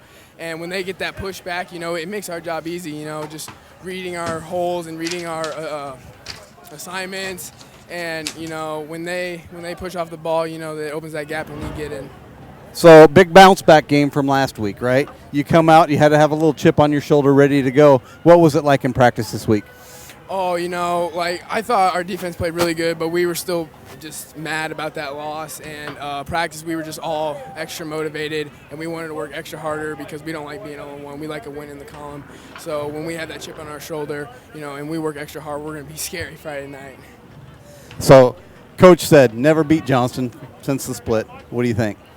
What we did tonight, when we put our minds to it, like Mo said, we were really, really motivated to beat Centennial. That I think it took the stress off trying to beat Johnston. We were focused. I think working in silence and, getting hyped up after the game is a big part, but when your heads are on and you're not all going crazy, I think that's when we play a lot better. So we'll keep that in mind the next 7 games, and we'll be we're going somewhere. I appreciate it. So. All right, these guys are saying playoff bound, so you guys go to the Dome, get a little practice in there for later on in the year, right? All right, you guys have a good night. Good job. All right, Jeff Brooks, who also did his own great job tonight there. He was talking with Mo Watson and Carter McMullen, and Mullen's listed only at 6'1", 240, but Tim, I got to tell you, he's a big dude. He is. He plays a lot bigger than 6'1". I've seen him play havoc on the field. I go, what a crazy guy. He's just knocking people around. Then he's nice, soft-spoken guy, talking to Jeff. He is, but guess who's talking to Jeff right now? Is Kadoff. 15 carries, 43 yards, but Jeff Brooks, they were all huge tonight. Yeah, so I'm down here with Colin. He was on the ground there for a while. He's cramping like crazy. I hope we can make it. We might have to take a knee here, but he's going to do it. Hey, nice game, running the ball. Tell me a little bit about your night tonight. It was fantastic watching you. Well, I think I feel like we did a really good job getting all the holes open. I'd just like to thank all my teammates and all my coaches for pushing me to do even better than I usually would. Momentum carries, right? You're going to the Dome next week. Your teammates said it's going to be practice for the playoffs later. You ready for it? Yes, I am. I'm ready to win the playoffs. All right, man. Hey, we'll let you get with your teammates, go get hydrated, get healthy, and we'll see you around next week, okay? All right, buddy. Thanks. All right, we appreciate the work tonight. Colin Kadoff, the sophomore, 5'11", 170 pounds, and they are all cramped up. He is a slow walker off that field. 15 carries, 43 yards. The scoring here started with a scoop and score, Cale Crimmins, early on, and then it was a Bauer to Jordan Come touchdown pass, 14-0 Ankeny at that point. Then it was great defense here and there, and then it was Max Pelham, a field goal from 34 yards out, made it 17-0. And then it was another field goal, this time by Pelham, from 32 yards, 20-0, before That was through 3, and then in the fourth quarter, Tyler Moore, 15-yard touchdown pass from Rutz, made it 20-7, and that's how this game ends tonight. Tim Halber put a bow on it for us. Well, we talked about earlier, goes improvement from week 1 to week 2, and I think Ankeny really came out and they improved. We talked about maybe did they have that overtime letdown, the hangover? They did not. They came back, responded. They had a chip on their shoulder, really set the tone early. Came out to a large halftime lead. I think that kind of set the tone. I think Johnston didn't know how to react. Much more physical line. I think it's we said this could be a talented ball club. So good game by Ankeny. They came back, bounced back. Tough loss. Put them in the win column. Early win. Things looking up. But I still think these are 2 playoff teams coming down the stretch. Unofficially, Ankeny, 212 yards passing, 122 yards rushing for a total of 334. The Ankeny offense did well. But let's look at the defense. They hold Johnston to 30 yards rushing, 186 yards passing for a total of 216. Take out 30 yards for penalties. You're not over 200 yards if you're Johnston. Yeah. Once again, that defensive line did a great job. I said the line. I think they set the tone because they chew up 3 guys chew up 5 blockers, and the linebackers can wreak havoc. So that's one thing. Good team effort. Coach had them on, playing at their peak performance. So it could be interesting. Cedar Falls next weekend for Ankeny. And we'll be watching that game, give you some updates as the game goes on via Twitter. But we will have Centennial and Waterloo West on the air at 6 o'clock on the pregame show that begins on a different feed on CISN.TV. And then we'll have our game here from Ankeny Stadium, Waterloo West and Centennial. For the entire crew of CISN.TV, we appreciate you for letting us spend part of your Friday night with us. Glad to have you here around the world, wherever you were watching. Ankeny gets into the win column with a win tonight to improve to 1-1. So long from Ankeny Stadium.